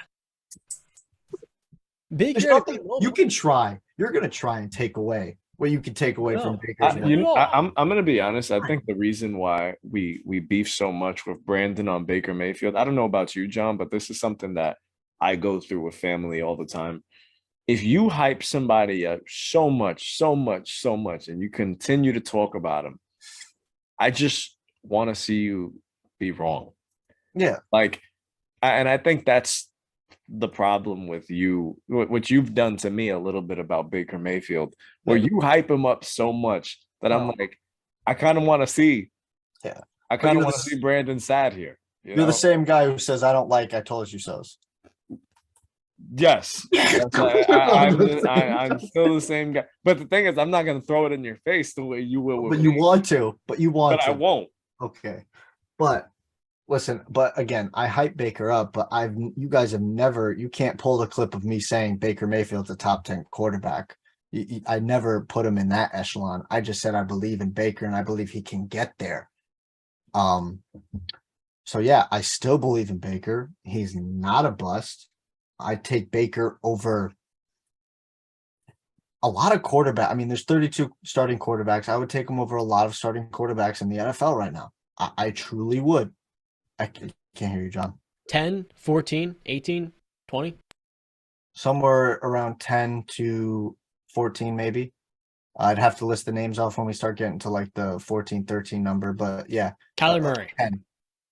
Kyler Murray or Baker Mayfield? I'll take Baker Mayfield. I'll take Jared Goff. Baker Mayfield. Tua Tagovailoa. Baker Mayfield. Derek Carr. Baker Mayfield. Deshaun Watson. Deshaun Watson. Ryan Tannehill. Baker Mayfield.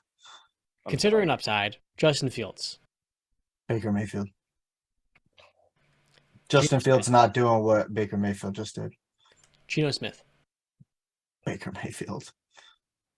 I'm not gonna lie, the Jared Goff one kind of I wasn't a fan of that one.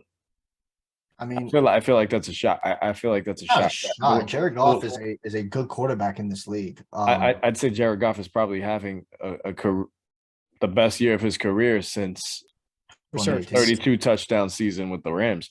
Yeah. This is the best football we've seen from him in a long time. I think, and if I'm not mistaken, I've heard a report that said the Lions view him as a quarterback of the future. Yeah, I don't think that they should, but that's their prerogative, not mine. I just think that if I put Baker Mayfield on the Detroit Lions, I think Baker fits in perfectly. Is he better than what Jared Goff is doing? Can he do better?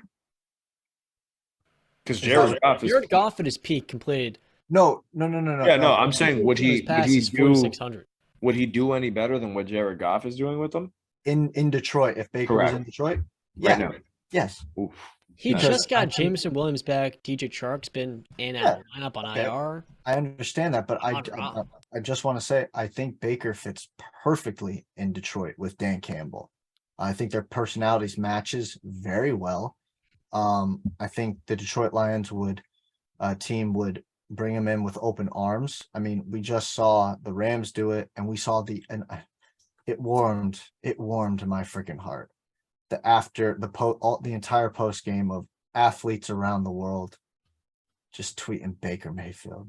I didn't bring that up by an accident, the Jared Goff one, because the reports were of, I believe there was 3 teams that were considering claiming Jared Goff. The Lions were one of them.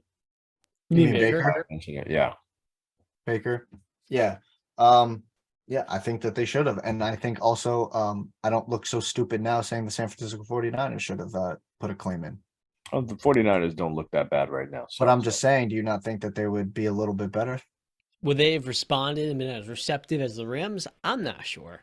I think they should. I think they would have, because I mean, you saw how the Rams put him in. He came in not guns a-blazing. He came in humbled. He came in saying, I'm just here to do, what you guys tell me to do. Well, I think it's 2 different scenarios. The Rams are playing for nothing. Baker can just go out there and play, as opposed to the 49ers who are playing with the hopes of a Super Bowl.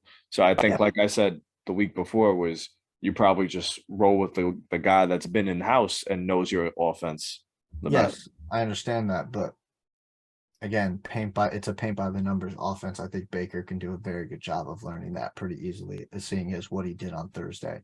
But yeah, I love that you guys, gave Baker his props, even though John tried to bring in his little slights as he usually. Am I not going to mention Derek Carr played that poorly? What are we doing here? The Raiders, that's more of a credit to the Rams defense. More than anything, Raiders played like crap. John is not happy. Raiders played like crap. I was pissed off because I placed a bet for the week, and my first bet was the Raiders minus 10.5, and I had it. I did tweet out after the win. I said, I'm ashamed of myself and disappointed that the one time I didn't pick Baker Mayfield and the Los Angeles Rams to win that game. But going in, I didn't think that he was going to start. I think all signs were pointing to Wolford, but then they pulled him right out. Who had a neck injury. I was so surprised when Wolford was in for I was like, Baker's going to play. Well, he did play after the first drive. Mm-hmm. I got to give Baker tip of the cap, but man, I'm also going to say it how it is. Yeah. It's time for the Raiders to move off of Derek Carr. He's not going to elevate them. And this last offseason, I've talked about it before, it's put them in a rough spot. You're going to have to keep Josh McDaniels, unfortunately. And really, outside of Josh McDaniels, it's been a dumpster fire season for them. I said Josh McDaniels. I said Josh Jacobs. I think you look to keep Jacobs because he's been arguably the best back in football. And then you try to rebuild his defense. Having Chandler Jones' contract is rough on the Bucs. Speaking of rough things, I don't know if B-Cap's going to like your top 5 rankings, Justin. So give them to me. Okay. The last time I felt like I gave a top 5, I think you guys both agreed with me pretty much. Like I had no conflict from any one of you, and I was proud of that. So let's see if I can do the same. I think my one issue was the 49ers, if I'm not mistaken. Okay, well, guess what? They're still there, and they always will be. I think you know that. So I'll work my way down, and I'll go for my number 5. Number 5, I'm going to go with the Cincinnati Bengals. To a lot of people, this team might be 3. But to me, they are perfectly ranked right here at 5. They're playing excellent football. Great win against the Chiefs 2 weeks ago. Beat their divisional opponent in the Browns, who, albeit, have another quarterback under center. So they're still figuring themselves out. I predicted the Bengals to lose that game. They proved me wrong. Bengals are playing their best football and are proving themselves to be the greatest threat to both Buffalo and Kansas City.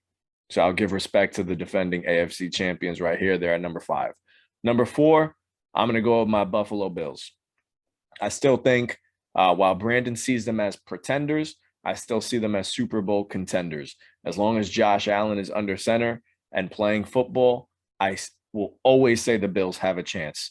As soon as I don't know how healthy they're going to get towards the end of the season, but if they continue to play good football, and I think they will catch their stride going towards the end of the last 2 weeks, I think nobody wants to go up against Josh Allen and the Buffalo Bills in the playoffs. They're one of the scariest, and I mentioned it earlier. 30 seconds left, no timeouts. I trust Josh Allen to get the job done and push the ball downfield. Bills number 4. Number 3 is a team that I've had in my top 5 all season long and have not taken them out, my San Francisco 49ers. Brock Purdy under center. I think they're perfectly ranked right here at number 3 because I got to show some respect to the boys above, the Kansas City Chiefs at number 2. Patty Mahomes playing out of his mind. Wow. Last week, almost they scared you for a bit against the Denver Broncos. They had that game for a long time, but they scared you for a bit. But Kansas City is still a team that is going to run the AFC. When Tom Brady left the Patriots, I was like, wow, we will never see anything like this again. And then, boom, we found it in Patrick Mahomes and Andy Reid. They're running the AFC. The road to the Super Bowl is going to go through Arrowhead. And number 1, I don't think it's even a debate. You have to go with the MVP, Jalen Hurts, and the Philadelphia Eagles. They're playing their best football. And one thing that sticks out to me the most about them right now, Miles Sanders is running his ass off, and I love it. A.J. Brown finding the end zone. Devontae Smith finding the end zone. They have 2 number 1 wide receivers. They have a dominant run game, and Jalen Hurts is an excellent passer of the football. The Eagles are the scariest team in the NFC, and I don't think it's even a debate. They are the number 1 team in football. I like the list. My only reservation is the Bengals at 5 and the Niners at 3. You swap those 2 teams, and yeah, the Eagles at 1, Chiefs and Bengals 2 and 3, Bills 4, Niners 5. I think you couldn't have gone around there. I think the 49ers are better than the Bengals. That man, Joe Burrow, his top 3 quarterback. Trey Hendrickson's got the injury. Mike Hilton went down. He came back in the game. The Bengals have figured things out. And we've seen with all of their injuries, right? Tyler Boyd, he hasn't played. T. Higgins injures his hamstring in warmups. It doesn't matter who it is. If they get to full strength offensively, no one's beating them. I'm sorry. And with the Niners, I view them as the second best team in the NFC. But if they're in the AFC, they would be my 4th team. They just would be a step or half a step below KC and Buffalo. I'll be honest. There's one team that I believe can sneak into the top 5 before the season's up to knock the Bengals off of there. Because I honestly believe my top 4, that's there to stay. Mm-hmm. So if I'm you, John, I wouldn't ask me for another top 5 until this team emerges. And that's the Chargers. Call me crazy. 6 Chargers. Call me crazy. Psychopath. No, the reason I say this is because Justin Herbert is, as you said, John, is probably a top 5 quarterback in football. And with all the things that he's had to deal with this season, injuries all around his defense, injuries on the offensive side too, all the stuff he's overcame, I think Justin Herbert is ready to take that next step. And he's played 2 games against Kansas City this year where you can simply say they should have won it. They should have both of them. And I think we'd all be singing a different tune on the Chargers had they come away with just one of those games.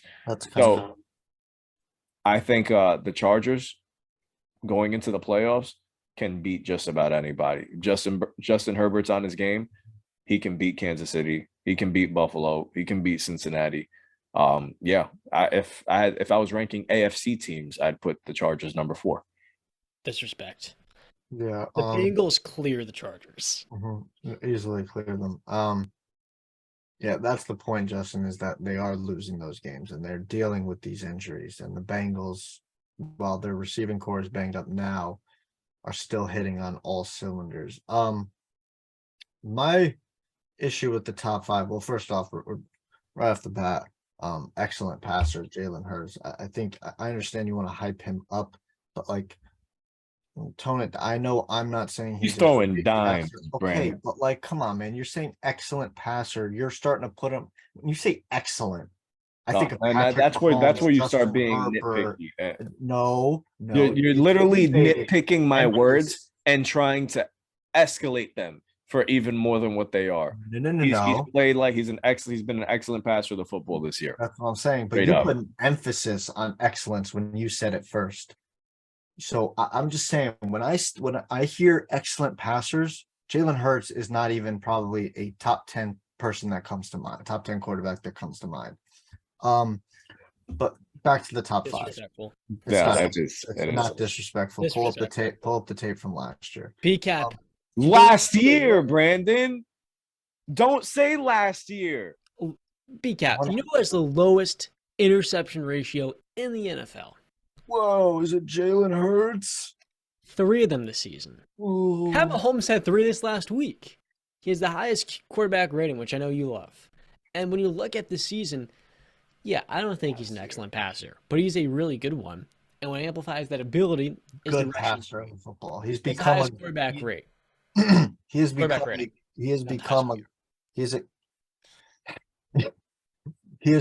a good passer of the football. I will give him that. But I can't go any farther than that. Sure. When you tell me to look at the tape from last year, like the guy hasn't become way better than what he was. I don't need to look at last year. I need to see what he's doing this year. I just said he went from a pretty inconsistent passer of the football last year to a good passer this year. That's a pretty big jump. I would say taking him from an inconsistent passer last year to excellent is going way too far. I feel like I'm putting him on a right trajectory. But he has been excellent this year. He has been excellent. Yes, but you said excellent as a passer. He has been excellent throwing the football this year. Who's the MVP right now? Okay. For my money, I'm taking Patrick Mahomes. So one guy gains a guy, right? And one guy loses a guy. And look at what Mahomes is doing. I just want to bring up that one guy has a terrible defense. The other one has a top 5 defense. I just want to look at that. Micah Parsons actually just weighed in and said on the MVP voting, is it Jalen Hurts or is it the team? If Micah Parsons is saying that, I think we can all come to an agreement on that. Who's their offense built around? Yeah, it's built. The Tim Tebow's offense was built around him too. What are we getting at? I mean, what am I getting at? Congratulations, you did your job as a coaching staff, and you built the offense around your quarterback and his weaknesses. Brandon, you know what points in the NFL? The Eagles. Okay, what does this prove to me? He's still not the MVP. They built their offense around Jalen Hurts, and they are the best offense in football. What do? They go out and get A.J. Brown. Look, man, you could say it. Jalen Hurts is deserving for MVP. If you convert it in that, it's quite straightforward. You have 12 wins, and yes, he's on a great team with a great general manager in Howie Roseman. Really good head coach that is showing he can be a top-tier guy if they go on a playoff run. Quality assistants, and Jonathan Gannon and Shane Steichen, who can both be head coaches in the next couple of years. But if Jalen Hurts is not Jalen Hurts, they're not a 12-1 team. And I think you need to give a tip of the cap to that guy because he's having one phenomenal season. I literally did. I said he went from an inconsistent passer last year. You compared him to Tim Tebow. What do you mean you did? I didn't compare him to Tim Tebow. He said the offense. I compared the style of offense to Tim. Again, John doesn't listen. He did that about 4 times this episode. So by my count, I am right again. Again, back to the top 5. Okay. My issue is more, I agree with John when he says put Cincy at 3. Actually, no. Well, I agree with moving them up, but I would move the Eagles down. I'll put KC at 1, Cincy at 2.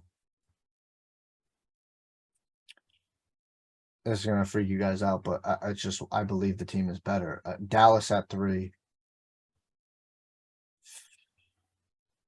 Buffalo at 4, Philly at 5. Okay. Where did you have San Francisco? San Francisco's not in there. 6? Yeah, I'll put them at 6. Okay, at least they're in your top 6. Yeah. Justin, I thought you had a good list, but the Joe Burrow disrespect. It's not disrespect. It's not disrespect. And you said Herbert could climb Herbert's team. Burrow's got a better team. He's had a better season. And I'm getting close to the point. I'm close to saying it. Joe Burrow might be better than Justin Herbert. This as a player purely. Listen, he already is better than Justin Herbert. I don't care about any of that. My point is, I'm saying at the end of the season, one of these Justin Herbert is going to run into one of these guys if he makes it into the playoffs. You better make the playoffs, though. Yeah, he's going to run into one of them. You better make the But playoffs. you're telling me without a doubt that Justin Herbert is just going to get axed by all these quarterbacks? That defense is going to get axed. Yeah, that's what I'm saying. The defense. So I think me and John agree. Justin Herbert will most likely show up, but will the defense show up? Anticipating Derwin James, Joey Bosa healthy? I mean, okay, but even when those guys were on the field, they were still terrible early in the season. They were. And the way that they played this past Sunday, yeah, I think tells you a lot about what they can be going on the rest of the way. Those 6 why losses. I'm still going to stay high on the Chargers. I think a lot of us had the Chargers very high going into the season. Yes. Some of us had them going to the Super Bowl. Yes. So that just doesn't change. That just doesn't disappear out of nowhere. If this team gets healthy and catches their stride and are at full strength, I don't see how stuff like that isn't possible. What if the Chargers been at full strength? No, wait, hold on. Okay, John, I got Justin. I got him. I'm speaking with Pat. Justin, it didn't change like that. We have 14 weeks of evidence we can lay out to you. Mm-hmm. That's what changed our opinion. When did the Bengals catch their stride last year? What, like 3 weeks ago? Considering from last year, like December. Yeah. What happened? December, John said. December. Around that time, yeah. Okay, that's when they caught their stride, right? Okay. And then they got hot and just, Yeah. Listen, man. Doesn't it happen? It does happen. I don't see it happening. First off, they have to make the playoffs, okay? They have to make the playoffs. Right now, they're not even in. The playoffs started today. They're not in the playoffs. The New England Patriots beat them for that spot. The Patriots have the tiebreaker. So they'll be there. I hope so, because they haven't been for the last, 3 seasons of Justin Herbert's career. And that's not on Justin Herbert. That is on everything around him, okay? We are not blaming Justin Herbert. We are saying get Brandon Staley the hell out of Los Angeles and give this guy a real head coach. Then I will buy in. You're right. But after what I've seen this season and what I've seen the last couple seasons, I should have never put my faith in them early in this season. It reminds me of the Dream Team Eagles. They end the season against the Titans at home, against the Colts. Tough game. The Rams and the Broncos. They won 3 of those 4. I say they went out. Look, Justin. What was the second team you said, Justin? After Colts. Titans, Colts. 3 good defenses, not counting the Rams. We say the same thing with a lot of high-end quarterbacks. Aaron Rodgers, Deshaun Watson to a lesser extent. I just feel so bad for Charger fans. The most important thing in football is having a top-tier quarterback. I'm stuttering right now because these Pelicans, they got blown out by the Jazz, and that's killing me. It's really killing my vibe. I made a video on them before. Justin Herbert's being failed the same exact way Phillip Rivers was. And it's a travesty because you've done the hard thing. That's finding the guy. But in the draft, the Chargers have missed in the first round. They haven't had the head coach. The defense has been bad in spite of all the name value and star talent they've garnered. When you look at this Bengals defense, Lou Anarumo has done a great job with them last year. And even with some of these injuries, they've found ways to kind of maximize their personnel. Mike Hilton has been great since they signed him from the Steelers. You guys know Trey Hendrickson. He's one of the most underrated players in football. And DJ Reader, when he's on the field, is a game changer. Those guys helped lead them to the Super Bowl last year. And they had other contributors as well that many people didn't even really think were on. Like Eli Apple contributed. Chidobe Awuzie. That's the Bengals X factor. You have a quarterback in Joe Burrow who's been top 3 in the league. You've had Jamar Chase, Joe Mixon, all these guys in a lineup. We're seeing Samaje Perine stepping up. It doesn't matter who it is. Brand talked about their offensive line showing some development, some consistency. The Bengals are the most dangerous team. I think the biggest sleeping giant is the Bills here. But overlooking them for a team in the Chargers that has no structure or consistency on defense and can be had when it comes to running the football on them, I can't put my money on them. Because whenever you bet on the Chargers, whenever you put a little bit of a vote of confidence in them, you will never, and I mean never, be proven right. And I hate to say that because Charger fans deserve better. But with their injury luck, whether it's something with the medical staff, who knows? In the history of coaches, they're a top 10 team merely because of Herbert. I'm not going any further than top 10. I hope you guys know the monster you just created.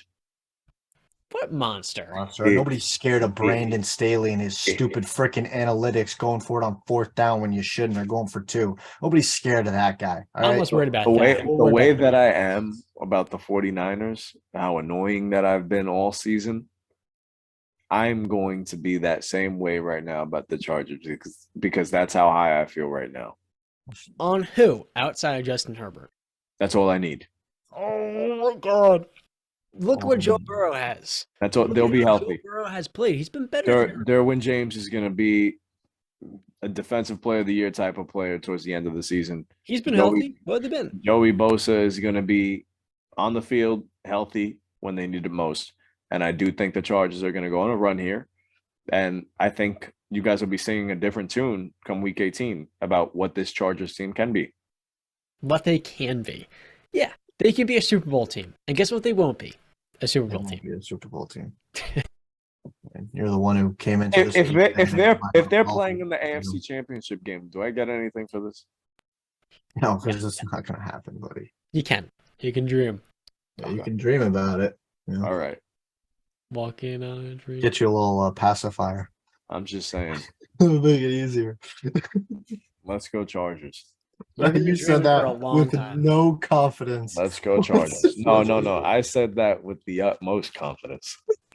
So you think Justin Herbert, after seeing the last 2.5 years, is just good enough to be a Cincinnati all on his own when he can barely beat teams like the Broncos? Obviously, it's a team effort, but somebody has to lead the fort.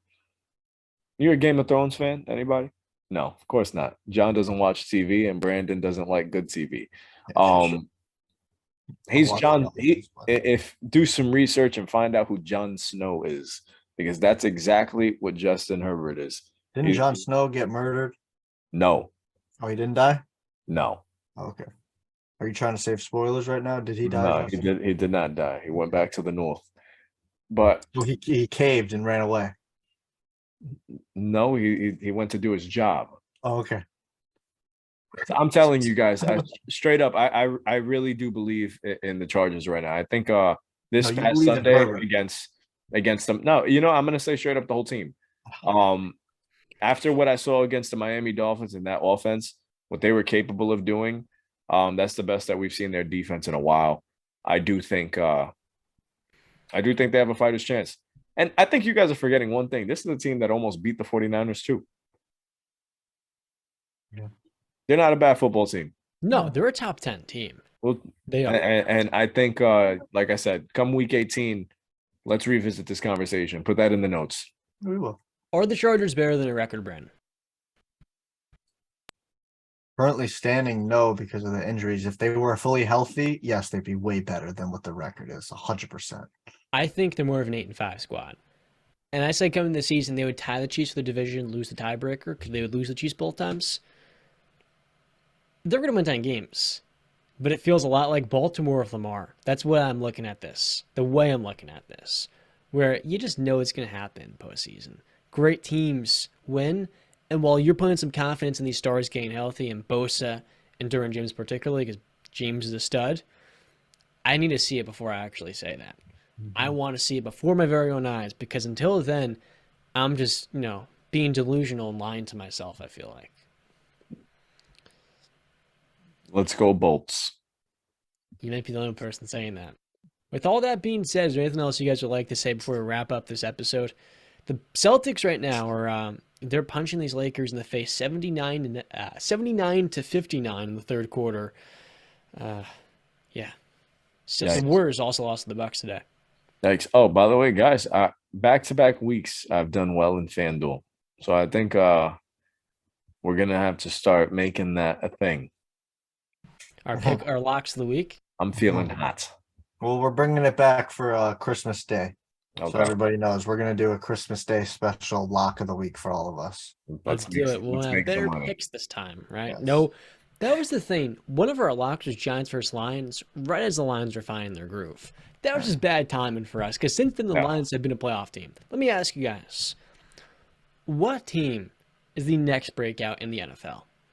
What, for next year? The Bears. No. They got so many holes they need to fill still. And I think over $100 million in cap space. You want to know who it is? Cleveland Browns. It's the Detroit Lions. Okay. You have a top 5 pick coming in from the Rams. Another first-round pick if you're on. You're in position at 6 and 7 to make the postseason if you go on this little run. You still aren't out of it, by the way, of winning the NFC North. That can happen if the Vikings just lose out. And honestly, if they lost like 3 of their next 4 games, I wouldn't be shocked because that's how much I lack faith in them. But with this Lions team, Amon-Ra St. Brown's been hurt. You're just getting Jameson Williams back. Shout out to him, gets his first touchdown catch against the Lions. And then Jared Goff is playing great football. And because of how well he's played, they're able to focus on the offensive line. And their O-line's probably top 3 or 4 in the league. Jamal Williams has had a season similar to James Conner last year in Arizona. And then their defense, while it has many holes, it's going to be plugged into the draft. And it's only a matter of time before they become a real playoff team. And for Dan Campbell, 2 back-to-back 3-win seasons, we're starting to finally see the roots, the seeds of it come to, or this is only second year of the team, so year 1, 3 wins. We're finally starting to see those seeds that were planted really harvest into something that's bigger and better. And I want to give a shout out to their front office that's done a great job in the draft for the most part. Still to be determined on these first-round picks. But I love their approach, the way they focused on the offensive line, opposed to the splurge on receivers. They've built a balanced offensive attack, and it's only a matter of time before they start to win and really become the best team in the North. I feel the same way about the Bears. I think we were very hard on them coming into the year. I think we laughed at them a ton. They shocked us in the beginning, winning some games that they probably had no place of being in. But and the thing is, those games that they were winning was before Justin Fields really took off. We're seeing a version of Justin Fields that we did not see last year, or we didn't see in the first couple of games of the season. We're seeing a insane game breaker in Justin Fields, and I think a full season of that, a full off season of whatever the Bears can acquire via trade, come draft time as well. I think the Bears are going to be a team that we're going to be talking about for a long time. Are the Bears the next Baltimore, where they don't have the best receiving talent, but they had the dynamic quarterback they surround with the right pieces? They maximize his rushing ability, and in turn, they build a system, especially in Chicago, right? It's less progressive. You're in the Midwest.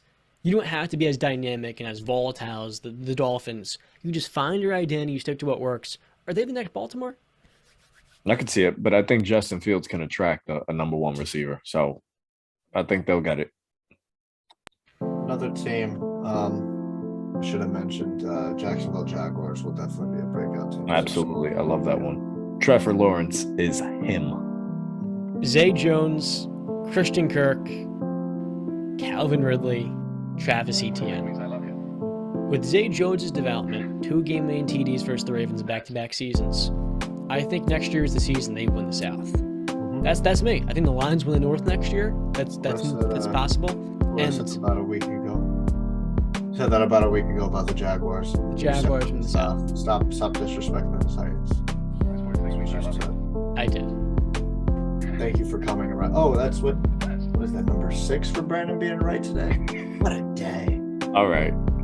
Let's end it before it gets even worse. With all that being said, thank you so much for watching and staying to the very end of episode number 58. The Wisecast Podcast. I'm John Tortorelli. This is Brandon Capizzello and Justin Ray. And as always, until next time. Stay classy.